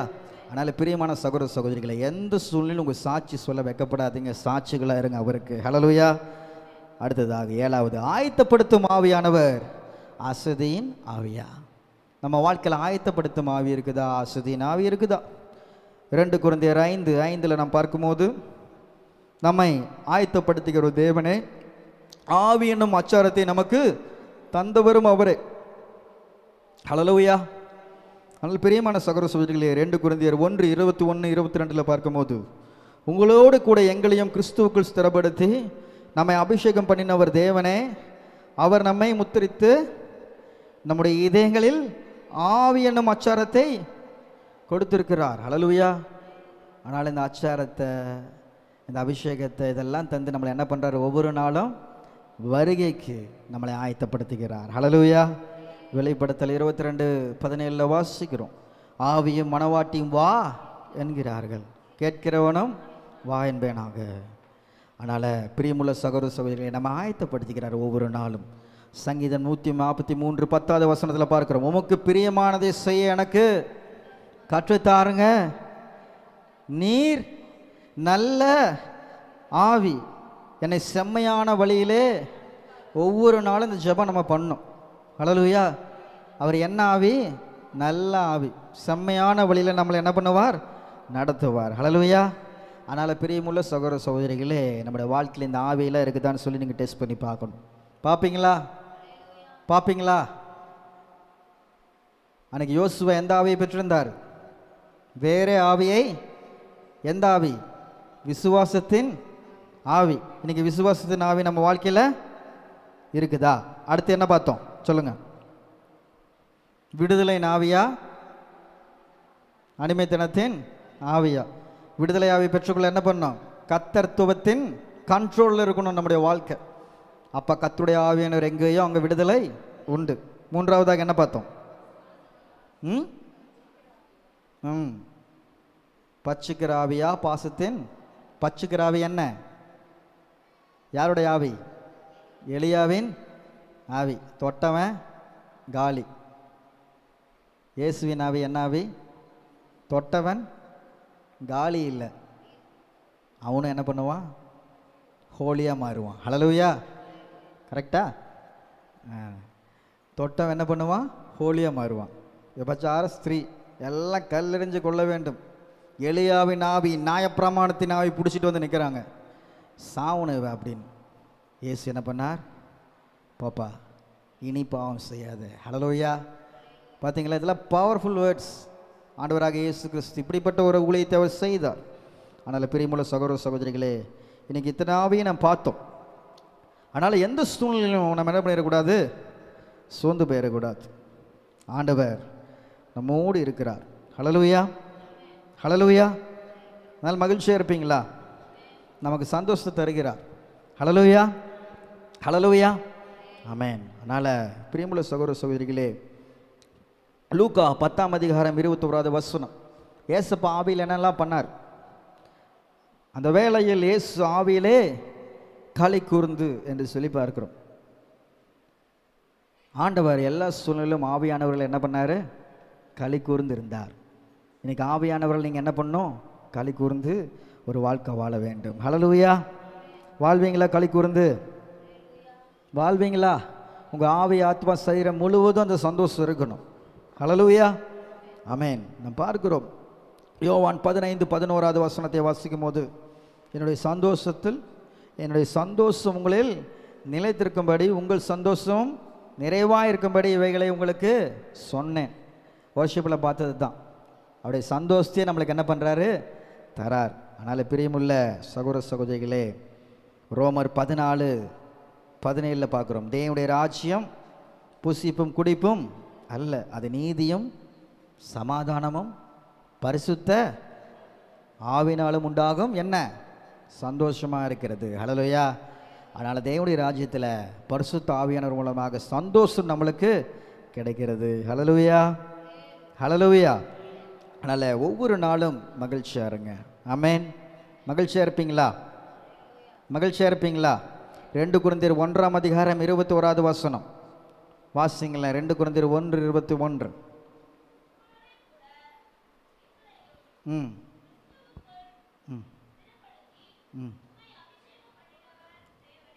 உம்மை அபிஷேகம் பண்ணினவர் தேவனே. இந்த வசனத்தில் போற்றுகிற அபிஷேகமும் ஆண்டவராக இயேசு கிறிஸ்து பெற்றுக்கொண்டார்ல, ஞானஸ்தானம் எடுக்கும்போது பெற்றுக்கொண்டார்ல, அபிஷேகம் பெற்றார், பரிசுத்த ஆவியானவர் புறாவுக்குள்ள வந்தார்னு சொல்லி பார்க்குறோமல்ல, அந்த அபிஷேகமும் இப்போ ஏசப்பா நமக்கு தருகின்ற அபிஷேகமும் ஒரே அபிஷேகம். அதுதான் ஆனந்த தைல அபிஷேகம். ஹல்லேலூயா.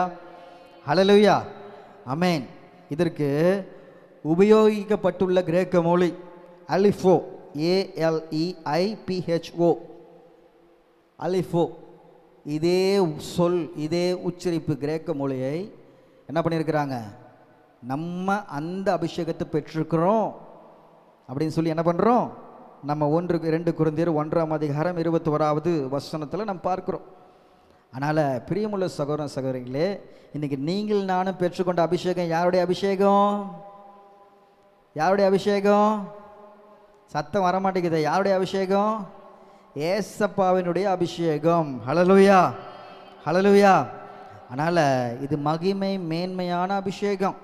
மோசே இந்த அபிஷேகத்தை பெறல, ஆரோடு இந்த அபிஷேகத்தை பெறல, மீரியம் இந்த அபிஷேகத்தை பெறல, எலியா அந்த அபிஷேகத்தை பெறல, எலிசா இந்த அபிஷேகத்தை பெறல. நீங்களும் நானும் அந்த அபிஷேகத்தை பெற்றிருக்கிறோம். ஹல்லேலூயா. ஹல்லேலூயா. அதுதான் பலருக்கு கிடைக்காத ஸ்லாக்கியத்தை எங்களுக்கு தந்தீரே.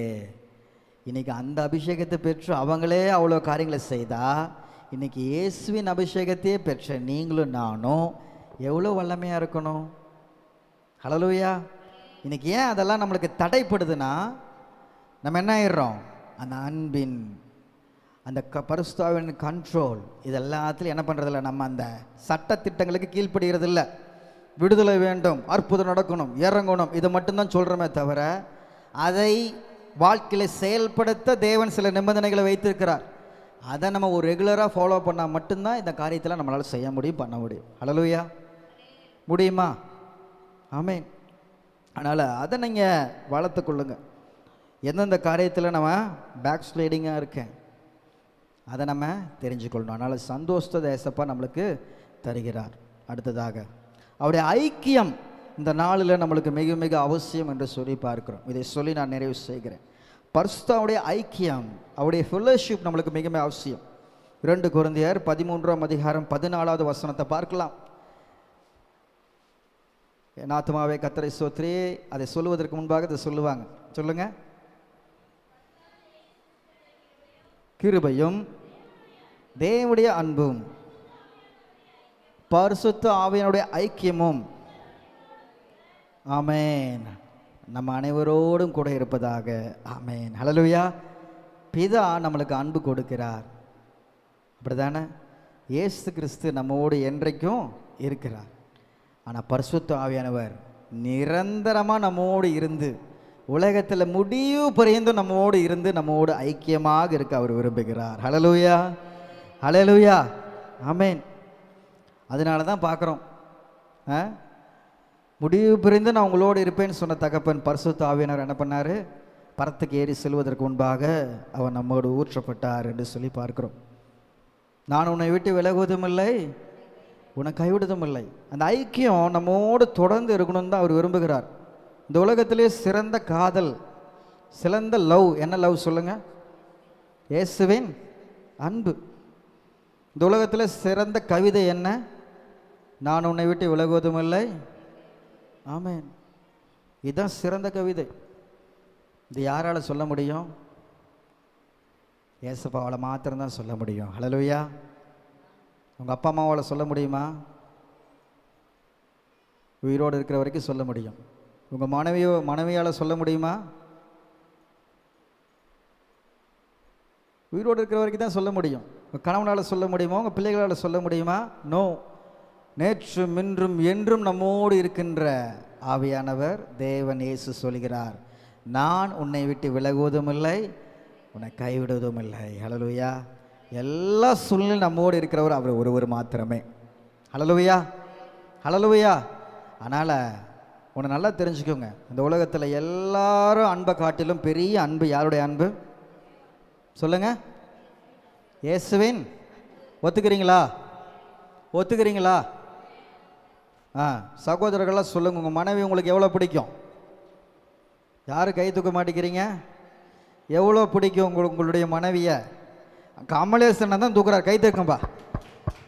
Volt is gold. அதுதான் 2 கையை தூக்குறார். என் மனைவி எனக்கு அவ்வளோ பிடிக்கும். மனைவிகளே, உங்கள் புருஷர்களும் உங்களுக்கு எவ்வளோ பிடிக்கும்? என்னன்னா அக்கா தலையை சொறிகிறாங்க க்ளோரி அக்கா. எவ்வளோ பிடிக்கும் ஆத்துக்கோங்க. அக்கா சொல்லிட்டாங்க, கணவனை ரொம்ப பிடிக்குமா? பார்த்தீங்களா? இப்போ இந்த உலகத்தில் இதுலேயே இவ்வளோ காம்ப்ளிகேஷன் இருக்குது. ஆனால் இதுக்கு தான் என்ன பண்ணுறாங்க? எல்லாருமே தேடி போகிறாங்க. ஒரு கை தூக்குறதுக்கு என்ன பண்ண மாட்டேங்கிறாங்க? சும்மா கூட யாரும் தூக்க மாட்டேங்கிறாங்க, உங்கள் பக்கத்துலேயே இருந்துட்டு. ஆனால் ஏசப்பா சொல்கிறார், நான் உன்னை விட்டு விலகுவதும் இல்லை, உன்னை கைவிடுவதும் இல்லை. ஹல்லேலூயா. அதுதான் இயேசுவின் அன்பு. ஹல்லேலூயா, ஹல்லேலூயா. அவர் மாறாத அன்பு. அதனால் பிரியமுள்ள சகோதர சகோதரிகளே, அதனால் இதை நீங்கள் சரியாக அறிந்து கொள்ளுங்கள், அவளை உயர்த்துங்கள். பரிசுத்த ஆவியானவர் அவர் ஒரு ஆவி அல்ல, அவர் ஒரு பர்சன். சொல்லுங்க. பரிசுத்த ஆவியானவர் ஒரு ஆவியாக நம்ம என்ன பண்ணக்கூடாது? பார்க்கக்கூடாது. அவர் ஒரு பர்சன், பர்சனாலிட்டி இருக்குது. இன்னைக்கு ஜேசனை பார்க்குறேன். ஜேசன் அவன் பெயர் பரிசுத்த ஆவியானவர். ஆனால் அவனுடைய செயலில் பார்க்க அவனுக்குன்னு ஒரு சிந்தனை இருக்குது, அவனுக்குன்னு ஒரு திங்கிங் இருக்குது. அவன் பேசுகிறான், அவன் உள்ளத்தில் தோன்றதை அவன் செய்கிறான், நடக்கிறான். இப்போ அவனை நான் ஆவின்னு சொல்லிட முடியுமா? அப்போ பரிசுத்த ஆவியானவரும் என்ன பண்ணுறாரு? நம்முடைய ஆவி ஆத்மா சரீரத்துக்கு தேவையான எல்லா காரியத்தை அவர் என்ன பண்ணுறார்? செய்கிறார், வழங்குகிறார், எல்லாம் செய்கிறார். அப்போ அவருக்குன்னு ஒரு பர்சனாலிட்டி இருக்குது. ஹல்லேலூயா, ஹல்லேலூயா. ஆனால் நிறைய பேர் பரிசுத்த ஆவின்னா ஒரு ஆவிங்க, உங்களுக்கே திரியேக தேவனை பற்றி யாரோ ஒருத்தர் விளக்க சொல்லுங்கன்னு சொன்னால் என்ன பண்ணிடுவீங்க? பரிசுத்த ஆவியானவர் இருக்கிறாருங்க அப்படி தான் நினைப்போம். அவன் நம்மோடு பேசுகிறார், அவருடைய சித்தத்தை நிறைவேற்றுகிறார், நம்மோடு நடக்குகிறார் என்று சொல்லி நம்ம பார்க்கிறோம். ஹல்லேலூயா. அதனால் பிரியமுள்ள சகோதர சகோதரிகளே, பரிசுத்த ஆவியானவருக்கு ஒரு பர்சனாலிட்டி இருக்குது. அந்த பர்சனாலிட்டியை நம்ம என்ன பண்ணணும்? நாளுக்கு நாள் நம்ம அதை அனுபவித்து அதை நம்ம வாழ்க்கையில் நாம் அனுபவிக்க வேண்டும் என்று சொல்லி பார்க்கிறோம். ஹல்லேலூயா, ஹல்லேலூயா, ஆமென். அடுத்ததாக பரிசுத்த ஆவியானவர் சித்தம் உள்ளவர். அவருடைய வாழ்க்கையில் சித்தம் இருக்குது. வில், பரிசுத்த ஆவியானவருக்கு என்ன இருக்கு? வில், விஷ் இருக்குது. நாம் பார்க்கும்போது 2 கொரிந்தியர் 3ஆம் அதிகாரம் 18வது வசனத்தை நாம் வாசிக்கலாம். ம் ம் ம் ஹல்லேலூயா. அவருக்கு என்ன சித்தம் இருக்குது? நாம் அவருடைய சாயலாக மாற பரிசுத்த ஆவியானவர் என்ன பண்ணுறாரு? சித்தம் வைத்துள்ளார். ஹல்லேலூயா, ஹல்லேலூயா, ஆமென். நம்ம ஒவ்வொரு நாளும் மறுரூபமாக்கப்பட்டு அந்த சாயலுக்கு ஒப்பாய் மாற, நிகராய் மாற பரிசுத்த ஆவியானவர் என்ன பண்ணுறாரு? விரும்புகிறார். விரும்புகிறாரா இல்லையா? அப்போ பரிசுத்த ஆவியானவருக்கு ஒரு சித்தம் இருக்குது இல்லை? நீங்கள் எல்லாத்துக்கும் ஒரு விருப்பம் இருக்குது. நம்ம மனுஷனாக பிறந்த எல்லாத்துக்கும் ஒரு விருப்பம் இருக்குது. அப்போ பரிசுத்த ஆவியானவருக்கு ஒரு விருப்பம் இருக்குது. அது என்ன விருப்பம்? நம்ம எல்லாம் அவரை போல மாறணும். அப்போ அவர் ஒரு பர்சனா? விருப்பம் இருந்துச்சுன்னா யார்? அவங்க ஒரு மனுஷங்க. ஹல்லேலூயா, ஹல்லேலூயா, ஆமென். ஆனால் பிரியமுள்ள சகோதரன் சகோதரியே, நம்முடைய வாழ்க்கையில் அவர் ஒரு நோக்கத்தை வச்சுருக்கார், ஒரு திட்டத்தை வச்சுருக்கிறார். அவர் சும்மா நம்ம ஜெபம் பண்ணும் போது ஒரு நார்மலாக ஒரு ஹோலி ஸ்பிரிட் ஒரு காற்றாக இருக்கிறார், அப்படியே இல்லை. நம்முடைய வாழ்க்கையில் அவர் ஒரு பர்சனாக இருக்கிறார். ஹல்லேலூயா, ஹல்லேலூயா. எப்படி ஒரு பிள்ளை அவங்க அப்பா என்ன பண்ணுறாரு? ஒரு திட்டத்தை வச்சுருக்காரு. என் பிள்ளை இப்படிலாம் மாறணும், இப்படிலாம் வரணும், இப்படி லைஃப்பில் நல்லா இருக்கணும் அப்படின்னு அப்பா எப்படி விரும்புகிறாரோ அதே போல் பரிசுத்த ஆவியானவர் நாம் எப்படி நடக்கணும், என்ன பண்ணணும் அப்படின்னு சொல்லிட்டு அவர் விரும்புகிறார். ஹல்லேலூயா, ஹல்லேலூயா. அதனால் நீங்கள் இந்த காரியத்தை நன்றாக தெரிந்து கொள்ளுங்க. ஆமென். அதனால் நாம் பார்க்கும்போது அடுத்ததாக அவருடைய சித்தத்தை ஒவ்வொரு நாளும் நம்ம என்ன பண்ண வேண்டும்? செய்யணும். செய்கிறோமா எல்லாருமே? செய்கிறோமா? தேங்க்யூ. செய்கிறீங்களா எல்லாருமே அவருடைய சித்தத்தை? எத்தனை பேர் செய்கிறீங்க? சுய விருப்பம் இருக்குது, தேவனுடைய சித்தம் இருக்குது. 2 காரியம் இருக்குதுங்களா? இப்போ பரிசுத்த ஆவியானவருக்கு நம்ம கீழ்ப்பட்டு அவருடைய விருப்பத்தை மாத்திரமே செய்யணும். ஹல்லேலூயா. ஒரு சகோதரன் ஒரு வேலைக்கு அப்ளை பண்ணியிருந்தாராம். அந்த வேலை ஒரு சினிமா தியேட்டரில் ஒரு வேலை இருந்துச்சான். ஓகேவா? அந்த வேலையில் ஜாயின் பண்ண ஒரு அப்ளிகேஷன் இருக்கும்போது அவருக்கு ஒரு சிந்தனை வந்தது. டெய்லியும் போயிட்டு கேலண்டர் என்ன பண்ணாராம்? பார்த்தாராம். என்ன பண்ணார்? கேலண்டரை பார்க்கும்போது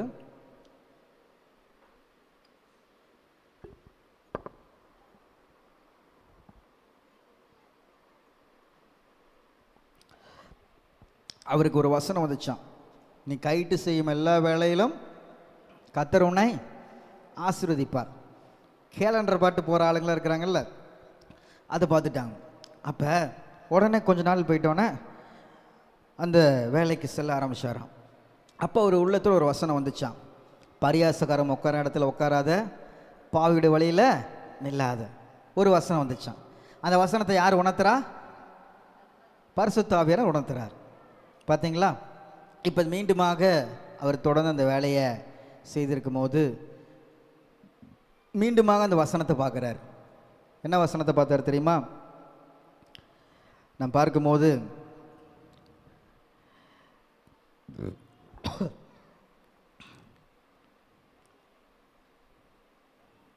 வசனத்தை நம்ம அந்த சாட்சியை நான் கேட்கும்போது எழுதி வைத்திருந்தேன்.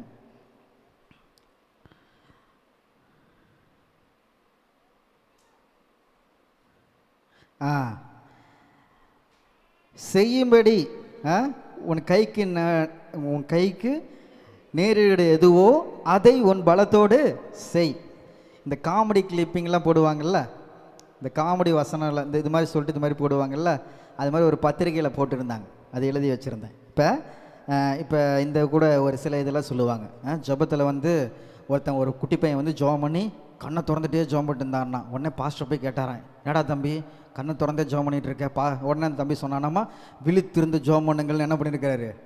பைபிளில் போட்டிருக்கு, அதனால கண்ணை திறந்துட்டு ஜெபம் பண்ணுறேன். அது மாதிரி ஒரு காமெடி கிளிப்பிங்கில் பார்த்தோம். இப்போ பார்த்தீங்களா, அப்போ இந்த வசனத்தை பார்க்கும்போது மீண்டுமாக என்ன பண்ணுற, செய்யும்படி எது நடக்குதோ அது முழுமூலத்தோடு செய். ஆனால் அதே டைமில் ஆவியானவர் என்ன பண்ணுறாரா, இந்த காரியத்தை பேசுகிறாரா. என்ன பேசுகிறாரு, பாவிட வழியில் நில்லாதப்பா. நான் கடைசியில் உன்னை முடிவு எப்படி இருக்கும்னு நினச்சி பாருங்க. ஆவியானவர் ஞாயிற்றுப்பு நாளில் பார்த்தீங்களா, நம்முடைய வசனங்கள் வேத வாசிக்கிறோம், நம்ம தேவ சித்தத்தை முழுமையாக நிறைவேற்றுகிறோமா இல்லை நம்முடைய மனுஷ சித்தத்தை நிறைவேற்றுகிறோமா என்று சொல்லி நம்ம என்ன பண்ணணும், சிந்திச்சு பார்க்கணும். ஹல்லேலூயா.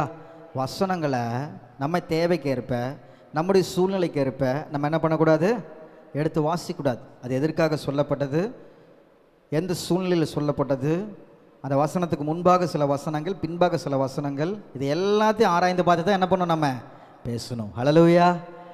நம்ம இஷ்டம் போல அவருடைய சித்தத்தை செய்ய முடியாது, அவர் சித்தம் போல தான் நம்ம அவருடைய சித்தத்தை செய்ய முடியும். ஹல்லேலூயா. ஆனால் பரிசுத்த ஆவியானவர் சித்தம் கொண்டவர், அவருடைய சித்தத்தை முழுமையாக நம்ம என்ன பண்ண வேண்டும், நிறைவேற்ற வேண்டும். ஹல்லேலூயா, ஹல்லேலூயா, ஆமென். அடுத்தது பரிசுத்த ஆவியானவர் நம்முடைய சிந்தனையை அவர் என்ன பண்ணுறாரு, தூய்மையாக்குறார். அவர் நம்மோடு ஐக்கியம் கொள்ளும்போது நம்முடைய சிந்தனையில் அவர் அசைவாடுகிறார் என்று சொல்லி பார்க்கிறோம். ரோமர் 8:27 வாசிங்க. ரோமர் 8:27.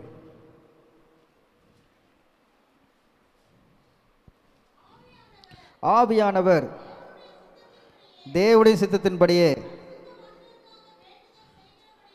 பரிசுத்தவான்களுக்காக வேண்டுதல் செய்கிறவரையால் இருதயங்களை ஆராய்ந்து பார்க்கிறவர். ஹல்லேலூயா. உங்கள் வாழ்க்கையில் எது ஆவியின் சிந்தை, எது மாம்சத்தின் சிந்தனை என்று அவருக்கு நல்லாக தெரியும். ஹல்லேலூயா. ரோமர் 8:6 பார்க்கிறோம், மாம்ச சிந்தை மரணம், ஆவியின் சிந்தையோ ஜீவனம் சமாதானமாம். ஹல்லேலூயா. உங்களுடைய திங்கிங் எல்லாத்தையும் அவர் அறிஞ்ச தகப்பனாக இருக்கிறார். ஹல்லேலூயா.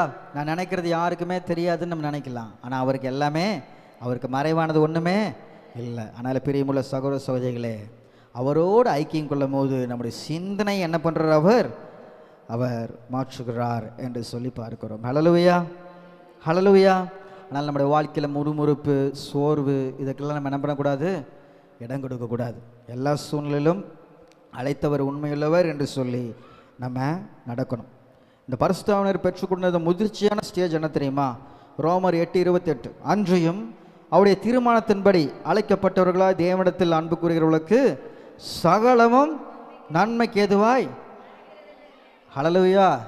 அப்போ அபிஷேகம் பெற்ற ஒரு நபர் என்ன சொல்லும், ஒரே வார்த்தை, எல்லாம் நன்மைக்கே. நீங்கள் சொல்லுங்கள், எல்லாம் சொல்லுங்கள். எல்லாரும் இந்த வார்த்தையை 5 டைம் சொல்லுங்கள். எல்லாம், எல்லாம், எல்லாம், எல்லாம், எல்லாம், எல்லாமே நன்மைக்கு. ஹல்லேலூயா.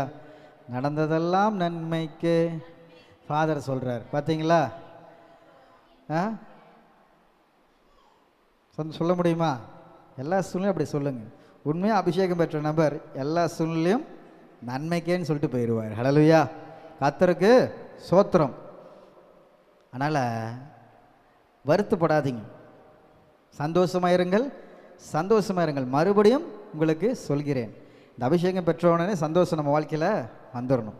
அதனால் எல்லா சூழ்நிலையும் ஒரு காமெடியான ஒரு இன்சிடெண்ட் நான் சொல்லிட்டா, நம்ம ஒரு ராஜா ஒரு மந்திரி இருந்தாங்களாம். கவனிக்கிறீங்களா எல்லாரும்? ராஜா மந்திரி இருந்தாங்களாம். இந்த ராஜா எல்லாத்துக்கும் என்ன பண்ணுவாரா, பயப்படுவாராம். மந்திரி என்ன பண்ண மாட்டாராம், பயப்பட மாட்டாராம். எல்லாம் நன்மைக்கே ராஜாவேன்னு சொல்லிட்டு போயிடுவாராம். ஒரு நாள் ராஜா வேட்டையாடுறதுக்கு வனத்துக்கு போயிருந்தாராம். அந்த இடத்துல அம்பு எடுத்து குறிப்பாட்டு வேட்டையாடும் போது ராஜாவோட கட்டவரல் என்ன ஆயிடுச்சா, கட்டாயி போச்சு. கட்டவரல் கட்டாயி போச்சு. உடனே ராஜா, ஐயோ கட்டவரல் கட்டாயிருச்சு, இனிமேல் என்ன பண்ணுறது, இனிமேல் வேட்டைக்கெல்லாம் போக முடியாது. உடனே மந்திரி, ராஜா எல்லாம் நன்மைக்கு அப்படின்னு சொன்னானா. உடனே மந்திரிக்கு என்ன போச்சு, வேலை போச்சு. ராஜாவுக்கு கோபம் வந்துடுச்சு. என்னடா, நானே கையிழந்து இருக்கிறேன், கட்ட வரல, நீ இப்படி வந்து பேசுறியேன்னு சொல்லிட்டு உடனே பிடிச்சி அவனை ஜெயிலில் போடு. ராஜா எல்லாம் நன்மைக்கு என்னை பிடித்து சிறையில் அடையுங்கள் அப்படின்னு சொல்லிட்டானா. ராஜா குறை குழப்பம், யாராவன் வேலை போகுது, எல்லாம் நன்மைக்கே நம்மளை கடுப்பேற்றுறான். ஜெயிலில் தூக்கி போட்டாலும் கெஞ்சுவான்னு பார்த்தா எல்லாம் நன்மைக்கேன்னு சொல்கிறான். போய் தொலை, இனிமேல் என் கூட சண்டைக்கே வராத, எல்லா இடத்துக்கும் நானே போய் வேட்டையாடிக்கிறேன். ராஜா அடுத்த நாள் குதிரை ஏடி அப்படியே போனாராம். போயிட்டு இருக்கும்போது பார்த்தாராம், ஒரு காட்டுக்குள்ளே போய் மாற்றிக்கிட்டாராம், பாதை தெரிலையா. ஆதிவாசிங்கள்லாம் இருந்தாங்களா அந்த இடத்துல, பிடிச்சிட்டு போனாங்களாமா அந்த ராஜாவை. ராஜா கூட தானே யாருமே இல்லை, தனியாக வேட்டையாட போனாராம். உடனே அந்த ராஜாவை பிடிச்சி கை கால் கட்டி நரபலி கொடுக்கணும்னு சொல்லிட்டு என்ன பண்ணிட்டாங்களாம், கூட்டிகிட்டு போயிட்டாங்களாம். உடனே கத்தி எடுத்து ஓங்கும் போது ஒருத்தன் கண்டுபிடிச்சி, ஐயோ இவனை கொல்ல முடியாதப்பா, பலி செலுத்த முடியாதப்பா, இவனுக்கு என்ன இல்லை, ஒரு கட்டை விரல் இல்லை. ஐயோ கட்டை விரல் இல்லையே. அப்படியே ராஜாக்கு அப்போ தான் உயிரே வந்துச்சான். கத்தி ஓங்கும் போது வரைக்கும் உயிர் இல்லையாம். அப்பா அன்னைக்கே இந்த மந்திரி பையன் சொன்னான், இதுதான் நன்மைக்கேவா, சரி ஓகே முதல் அடி போய் அவனுக்கு நன்றி சொல்லிடலாம்ப்பா அப்படின்னு சொல்லிட்டு உடனே போனாராம். டேய் மந்திரி, முந்திரி கொட்டை மாதிரி சில வேளை நீ பேசினாலும் நீ நல்லா பேசினாடா, நன்மைக்கேன்னு சொல்லும் போது நான் கோவப்பட்டு உள்ளே வச்சேன், இன்னாரும் என்னை என்ன பண்ணியிருப்பான், அறுத்து என்னை பாட்டாக சாப்பிட்ருப்பானுங்க எல்லாருமே பலி செலுத்தி, எப்படியா காப்பாற்றிடா சாமி அப்படின்னு சொன்னாராம். சரி ராஜா, எல்லாம் நன்மைக்கே நான் சொன்னேன்ல, ஓகே சரிடா, உன்னை நான் ஜெயிலில் போட்டுட்டேன், நீ மட்டும் என் கூட இருந்திருந்தா அந்த டைமில் நல்ல ஐடியா சொல்லியிருப்பேன். ராஜா அப்படி சொல்லாதீங்க, எல்லாம் நன்மைக்கே, நானும் உங்களோடு வேட்டையாட வந்திருந்தேனா, உங்களுக்கு தான் கட்ட விரல் இல்லைன்னு சொல்லிட்டு உங்களை கொல்லாமல் எனக்கு எல்லா விரலும் நல்லா தான் இருக்குன்னு சொல்லிட்டு என்ன பண்ணியிருப்பாங்க, என்ன கைமா போட்டிருப்பாங்க. ராஜா என்னை நீங்கள் ஜெயிலில் போட்டது நன்மைக்கு. ஹல்லேலூயா. பார்த்தீங்களா அந்த மந்திரியோட மனநலம் எப்படி இருந்துச்சு, எல்லாம் நன்மைக்கே நினச்சாரு, அவங்க வாழ்க்கையில் எல்லாமே நன்மையாக நடந்துச்சு. ஹல்லேலூயா. அதனால் தேவனுடைய பிள்ளைகளாக இருக்கிற நம்ம நடப்பதெல்லாம் நன்மைக்கு. அவரிடத்துல நீங்கள் அன்பு மட்டும் சொல்லும் போது சகலமும் நன்மைக்கு எதுவாக என்ன பண்ணுவார், அவர் நடத்துவார். அதனால் முறுமுறுக்க கூடாது. ஹல்லேலூயா. முறுமுறுக்க மாட்டீங்கல்ல, ஆமென். அதனால் அடுத்ததாக நம்ம பார்க்கும்போது பரிசுத்த ஆவியானவர் நமக்கு என்ன பண்ணுறாரு, வார்த்தையை தருகிறார். ஹல்லேலூயா.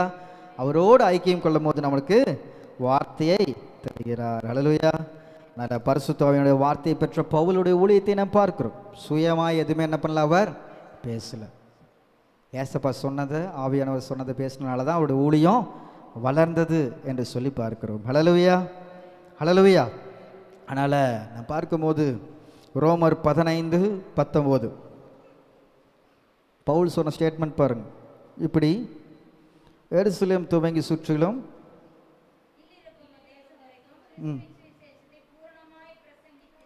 பூரணமாய் பிரசங்கித்திருக்கிறேன். ரோமன் 15:18. ஆ ஆ ம் ம் ம் வேற ஒன்றையும் சொல்ல நான் துணியவில்லை. ஹல்லேலூயா. 1 கொரிந்தியர் 2:13 அவைகளை நாங்கள் மனுஷ ஞானம் போதிக்கிற வார்த்தைகளாலே பேசாமல் பரிசுத்த ஆவி போதிக்கிற வார்த்தைகளாலே பேசி ஆவிக்குரியவைகளை ஆவி சம்பந்தம் படுத்தி காண்பிக்கிறோம். ஹல்லேலூயா. ஹல்லேலூயா. இப்போ புரியுதா பவுலுடைய ஊழியம் வளர்ந்தது, ஆவியானவர் சொல்வதை செய்தார். ஆனால் தான் வசனத்தை நம்ம வாசிக்கும் போது செய்தி கொடுக்கும்போது சொல்கிறோம், பேசிக்கிறது நீங்கள் அல்ல, பரிசுத்த ஆவியானவர். ஹல்லேலூயா. ஹல்லேலூயா. அதனால் பிரியமுள்ள சகோதர சகோதரிகளே, நம்மோட ஒரு வார்த்தை அனுப்பி நம்முடைய வாழ்க்கையில் நம்முடைய குடும்பத்தை அவர் ஆசீர்வதிக்க அவர் விரும்புகிறார். அதனால் எல்லா சூழ்நிலும் நீங்கள் என்ன பண்ணுங்கள், அவருடைய வார்த்தைக்கு செவி கொடுங்க, உங்கள் வாழ்க்கை வல்லமையாக இருக்கும். ஹல்லேலூயா. வல்லமையாக இருக்குமா இருக்காதா? நீங்கள் நிறைய இடத்துல என்ன பண்ணுறோம், தேவனுடைய வார்த்தை என்ன பண்ணுறதில்ல, யாருமே பல இடங்களில் போதிக்கிறது இல்லை. அதை விட்டுட்டு சம்மந்தம் இல்லாமல் என்ன பண்ணுவாங்க, போதிக்கிறாங்க. அதனால தான் பவுலுடைய ஊழியத்தை அவர்களால் செய்ய முடியவில்லை. அப்படி தானேங்க நான் பார்க்குறோம் இன்றைக்கும். அதனால் வைராக்கியமாக இருங்க, ஆண்டவர் சொல்லுவது மாத்திரம் சொல்லுங்கள். பரிசுத்த ஆவியானவர் அன்புள்ளவர், அவரோடு நாம் ஐக்கியம் சொல்லும் போது ரோமர் 5:5 மேலும் நமக்கு அருளப்பட்ட பரிசுத்த ஆவியினாலே தேவ அன்பு நம்முடைய இருதயங்களில் ஊற்றப்படுகிறனாலே நம்முடைய நம்பிக்கை வெட்கப்படுத்தாது. ஹல்லேலூயா. தேவ அன்பு நம்முடைய வாழ்க்கையில் இருக்கும்போது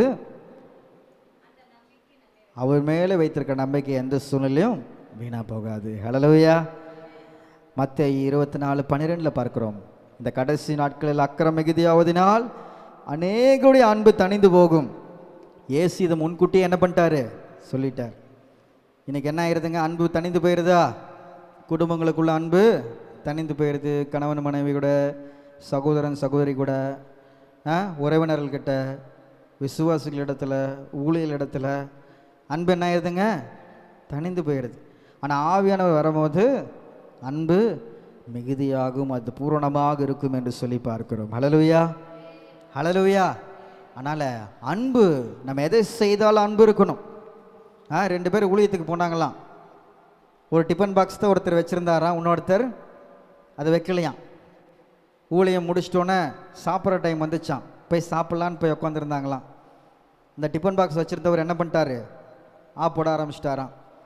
உடனே இன்னொருத்தர் வந்தாராம் மேலேருந்து, உன்னை போல் பிறனையும் நேசி அப்படின்னு சொன்னாராம். உடனே அவர் சொன்னாராம் பதிலுக்கு, என்ன சொன்னாராம், பிறர் பொருளை இச்சையாதிருப்பாயாக அப்படின்னு சொன்னாராம். பார்த்தீங்களா, ஒரு சாதாரண ஒரு டிஃபன் பாக்ஸில் பாதி சாப்பாடே என்ன பண்ண மாட்டேங்கிறாங்க, பகிர்ந்து கொடுக்க மாட்டேங்கிறாங்க. இவங்க கிறிஸ்துவ நண்பை எப்படி என்ன பண்ணுவாங்க, பகிர்ந்து கொடுப்பாங்க. இப்போ புரியுதா? டிஃபன் பாக்ஸ் உங்களுக்கு சிம்பிளாக சொன்னேன். இதுலேயே ஏன் சபை, உன் சபை, உன் விசுவாசி, உன் விசுவாசி, இந்த பாஸ்டர் அந்த பாஸ்டர்,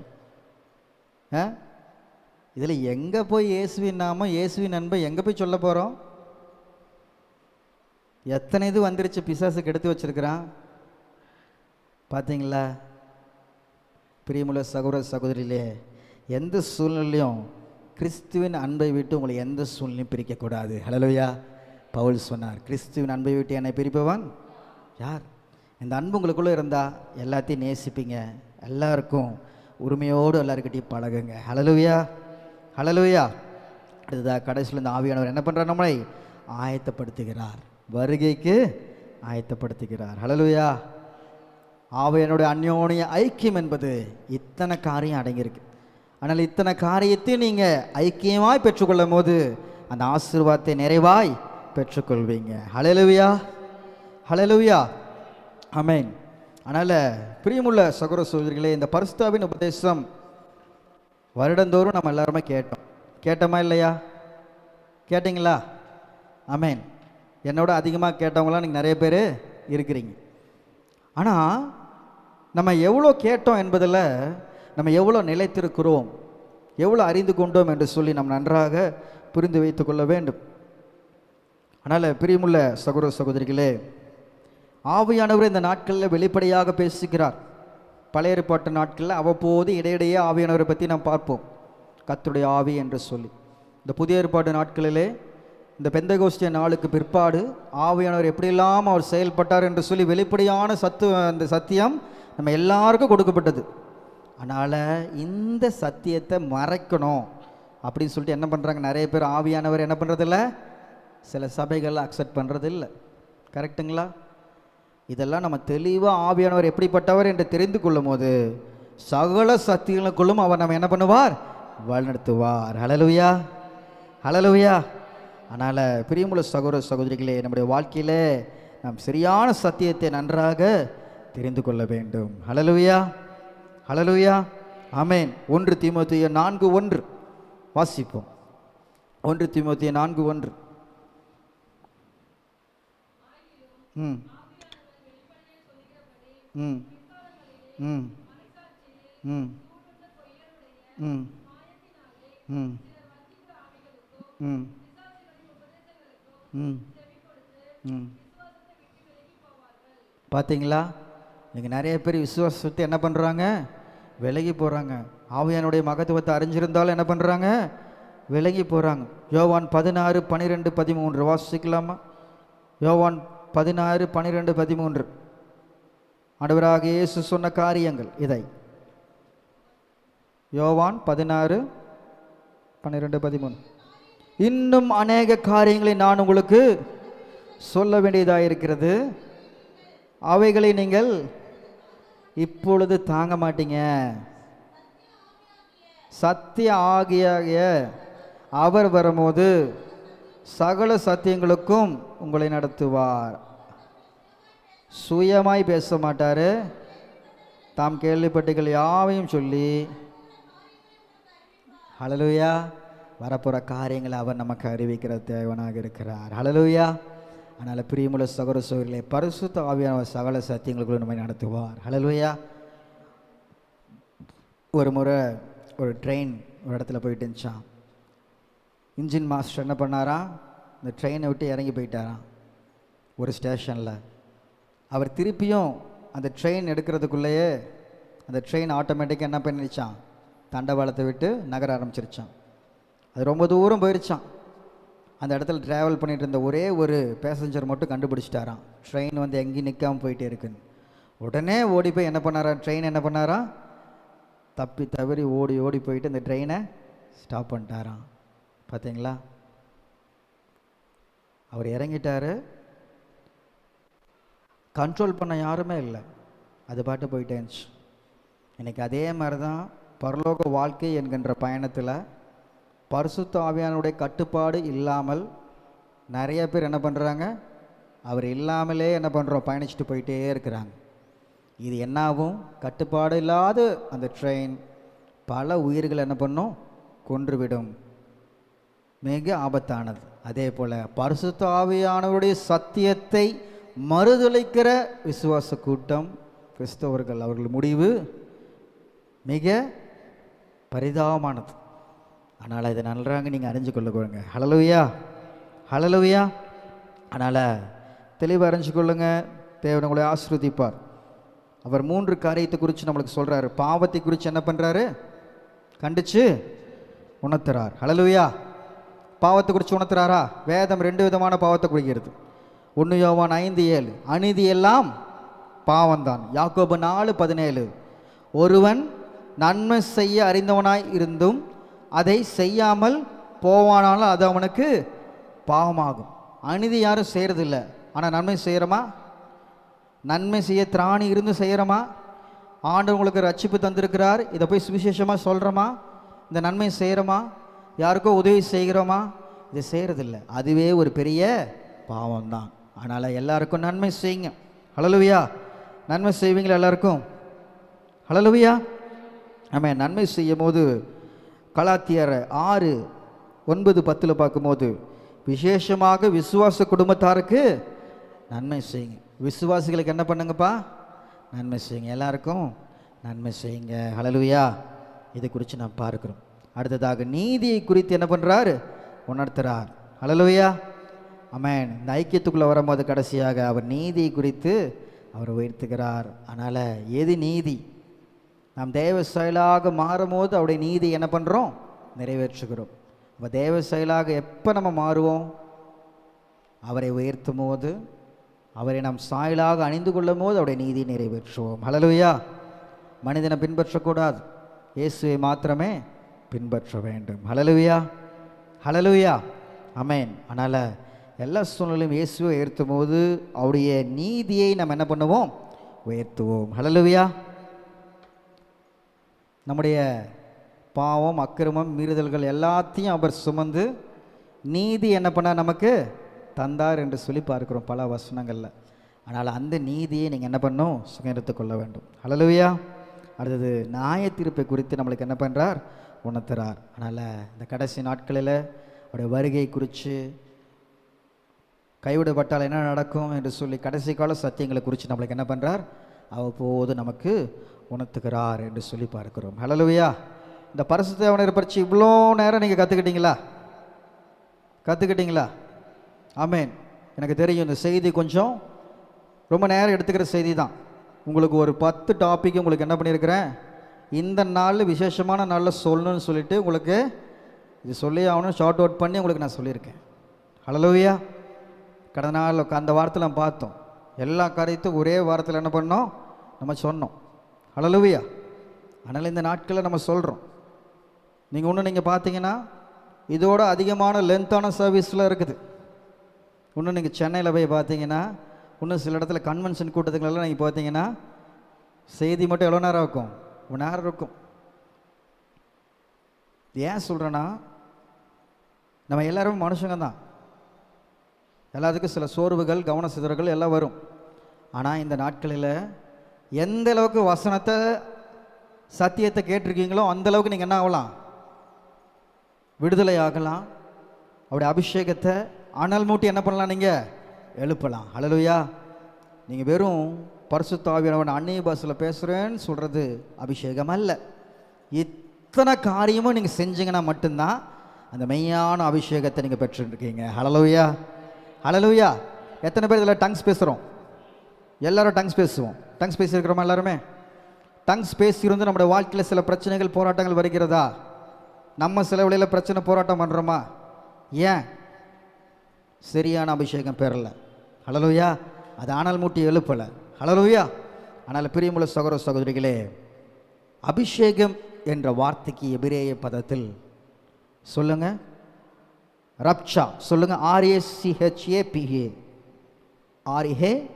RACHAPA.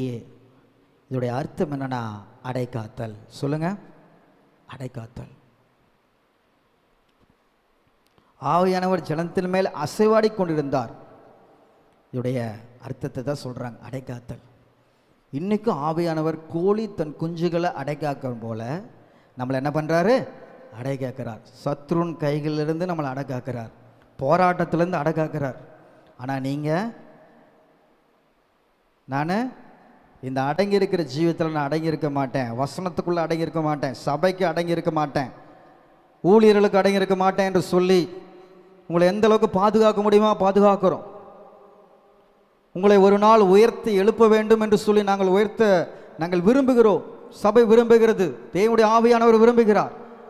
ஆனால் நீங்கள் பறந்து செல்ல விரும்புகிறீர்கள். ஹல்லேலூயா. வெளியில் செல்லும் போது என்ன ஆபத்துகள் இருக்கிறதுன்னு உங்கள் எல்லாருக்கும் தெரியும். ஹல்லேலூயா. அதனால் பெற்றுக்கொண்ட அபிஷேகத்தில் அடங்கி இருங்க, ஆவியானவருக்கு கீழ்ப்படிந்திருங்க, சபைக்கு கீழ்ப்பட்டு இருங்க, ஊழியர்களுக்கு கீழ்ப்பட்டு இருங்க. ஹல்லேலூயா. அப்படி இருக்கும்போது வீட்டுக்கு அடங்குற பிள்ளை வீட்டுக்கு, அப்பா அம்மாவுக்கு நல்ல பேரை கொடுப்பாங்க. சபைக்கு அடங்குற விசுவாசி சபைக்கும் தேவனுடைய ராஜ்யத்துக்கும் நல்ல பேரை கொடுப்பாங்க. வீட்டுக்கு அடக்காத பிள்ளை என்ன பண்ணும்? பேரை கெடுக்குன்னு சொல்கிற மாதிரி நம்ம தேவ ஆவியானவருக்கு அடங்காமல் இருந்தால் நம்முடைய ஜீவியம் அது ரொம்ப கேள்விக்குறியாயிரும். அதனால் பிரியமுள்ள சகோதர சகோதரிகளே, இந்த வேளையில் நாம் ஒப்பு கொடுக்க போகிறோம். ஹல்லேலூயா. உங்களை கடைசியில் ஒரே ஒரு காரியத்தை சொல்லி நான் நிறைவு செய்கிறேன். இத்தனை காரியங்கள் நான் உங்களுக்கு சொல்லியும் பரிசுத்த ஆவியானவர் அவருடைய அந்நிய பாஷையை குறித்து நான் உங்களுக்கு ஆவியானவரை பற்றி சொல்கிறேன். ஆனால் இத்தனை பாயிண்ட்ஸில் உங்களுக்கு அந்நிய பாஷைன்ற டாபிக் வரலல்ல? எத்தனை பேர் அதை மட்டும் நம்ம பார்த்து நிறைவு செய்யணும்னு நினைக்கிறீங்க? நிறைவு செய்யலாமா? உங்களுக்கு இதை குறித்து ஒரு தெளிவான ஒரு விளக்கத்தை நான் உங்களுக்கு சொல்லி நான் உங்களுக்கு நிறைவு செய்கிறேன். ஹல்லேலூயா. இன்னைக்கு எல்லாருமே பரிசுத்த ஆவியானவர் அந்நிய பாஷை பேசுகிறோம், எல்லாரும் பேசுகிறோம்ல. எடுத்துக்கோங்க, 1 கொரிந்தியர் 14:2. யாரோ ஒருத்தர் மைக் பிடிச்சிக்கோங்க, இதை தெளிவாக அறிஞ்சுக்கொள்ளணும்.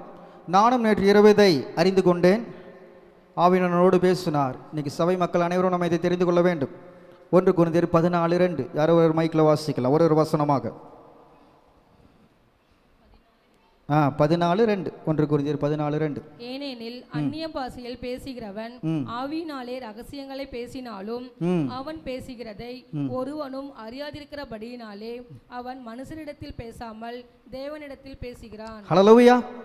அந்நிய பாஷை யார்கிட்ட பேசுகிறோம்? மனுஷனிடத்துல பேசுகிறோமா? தேவனிடத்தில் பேசுகிறோம். அப்போ பொதுவாகவே அந்நிய பாஷை நாம் நம்முடைய தேவனிடத்தில் தனிமையாக இருக்கிற நேரத்தில் நாம் பேசுவது ஆக சிறந்தது. ஹல்லேலூயா. இரண்டாவதாக வாசிங்க, தொடர்ந்து வாசிங்க.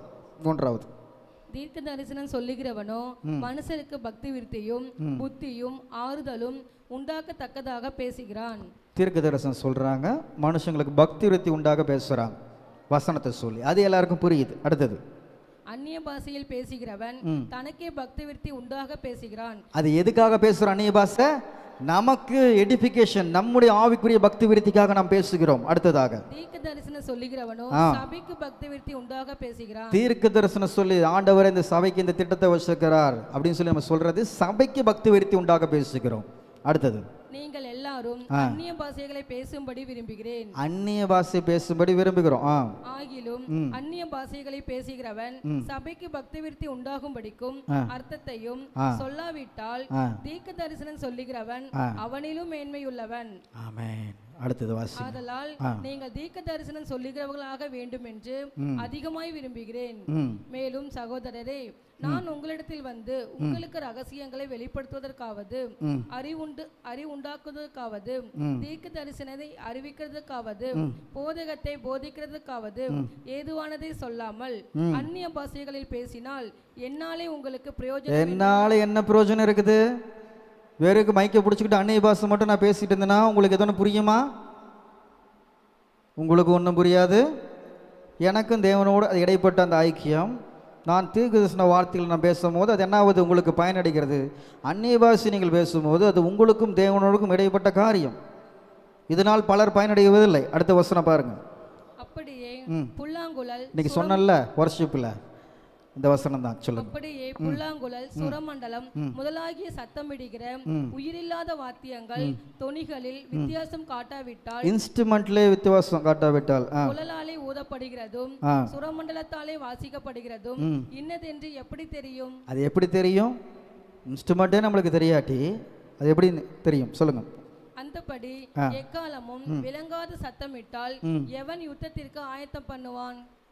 விளங்காத சத்தம் இருந்தால் யார் யுத்தத்துக்கு போவா? அடுத்தது, போல நீங்களும் தெளிவான பேச்சை நாவினால் வசனியாவிட்டால் பேசப்பட்டது இன்னதென்று எப்படி தெரியும்? ஆகாயத்தில் பேசுகிறவர்களாக இருப்பீர்களே. அடுத்தது, உலகத்திலே எத்தனையோ விதமான பாஷைகள் உண்டாயிருக்கிறது, அவைகளில் ஒன்றும் அர்த்தமில்லாததல்ல. ஆயினும் பாஷையின் கருத்தை நான் அறியாமல் இருந்தால் பேசுகிறவனுக்கு அந்நியனாயிருப்பேன், பேசுகிறவனுக்கு பேசுகிறவனும் எனக்கு அந்நியனாயிருப்பான். இது ஏன் நான் பேசிட்டு இருந்தேன்னா உங்களுக்கு நான் ஸ்ட்ரேஞ்சரா இருப்பேன்? சொல்லுங்க.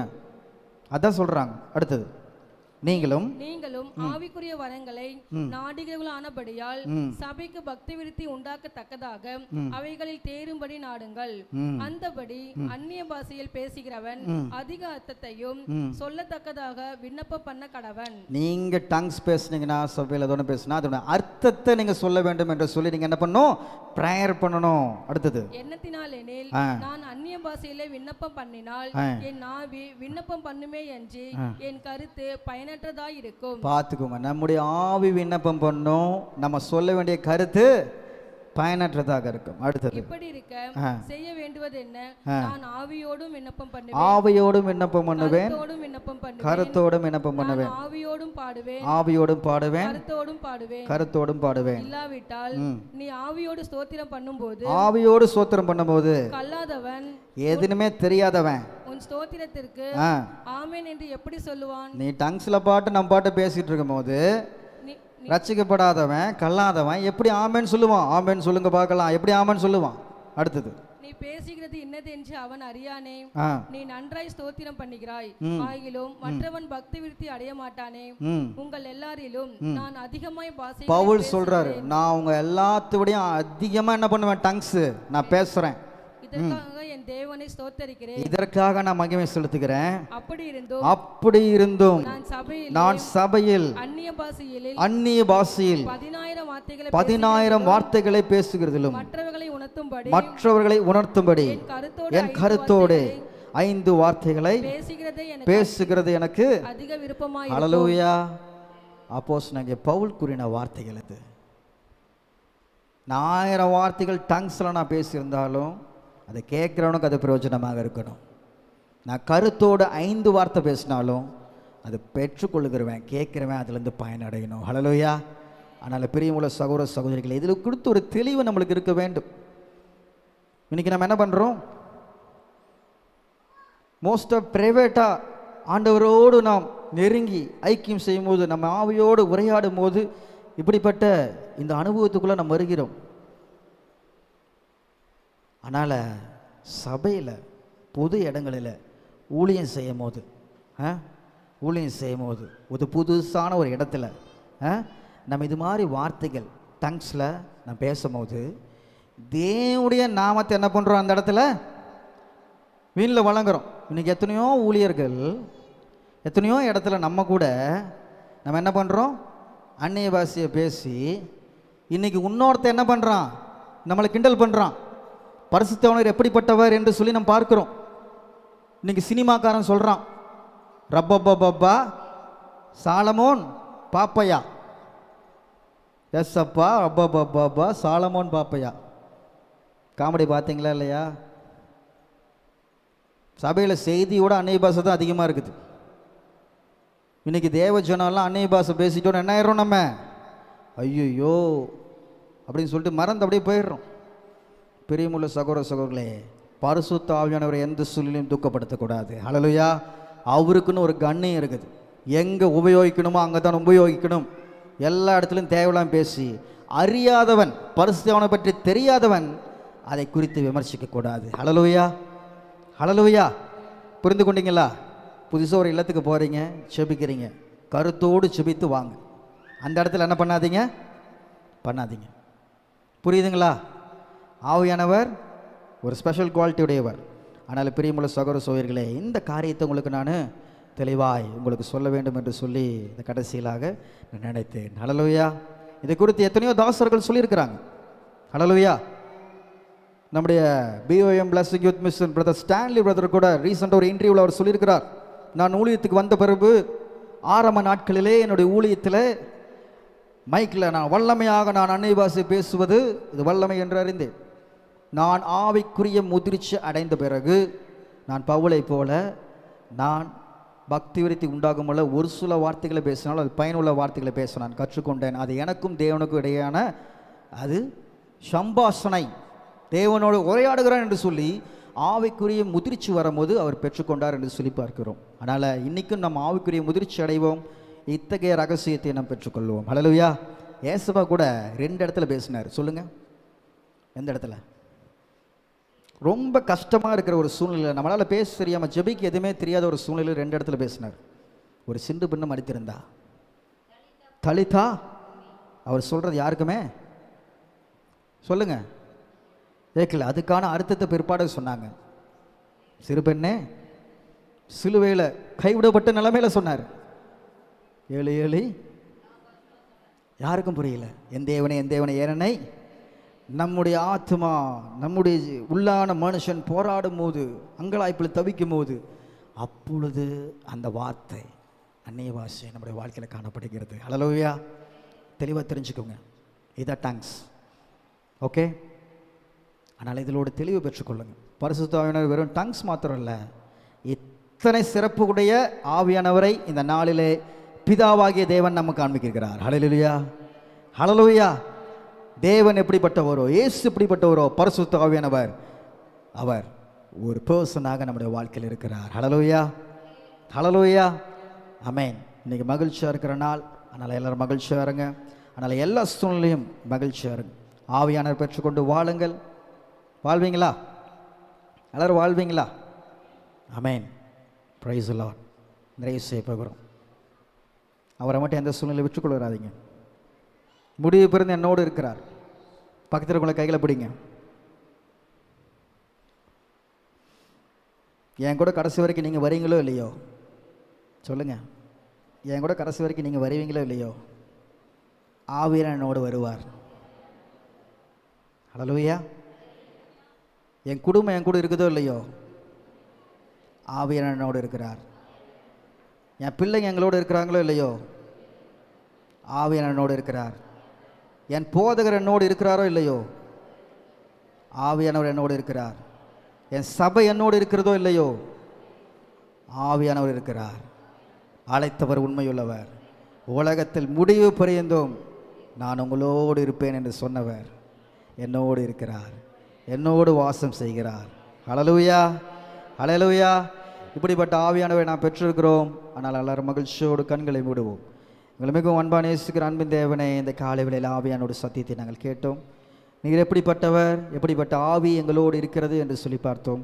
இந்த நாளிலும் ஆண்டவரே சற்று தாமதமானாலும் ஆண்டவரே பல காரியங்களை குறித்து நாங்கள் ஆராய்ந்தோம், கேட்டோம். ஆண்டவரே நாங்கள் இதை கேட்ட சத்தியத்தை எங்கள் இதயம் என்ற பலகைகளை எழுதி ஒவ்வொரு நாளும் நாங்கள் பெற்றுக்கொண்ட இந்த அபிஷேகத்தை அனல் மூட்டி நாங்கள் எழுப்பணும். ஆண்டவரே, ஆண்டவரே ஒரு சரியான புரிதலை நீர் எங்களுக்கு தந்ததுக்காக நன்றி. ஆண்டவரே உமக்கு உகந்த மனவாட்டியாக எங்களை நீர் மாற்றுங்க, அலங்கரிங்க, எங்களை சுத்திகரிங்க. ஹல்லேலூயா, ஹல்லேலூயா. இயேசுவின் நாமத்தில் ஜெபிக்கிறோம் நல்ல பிதாவே, ஆமென்.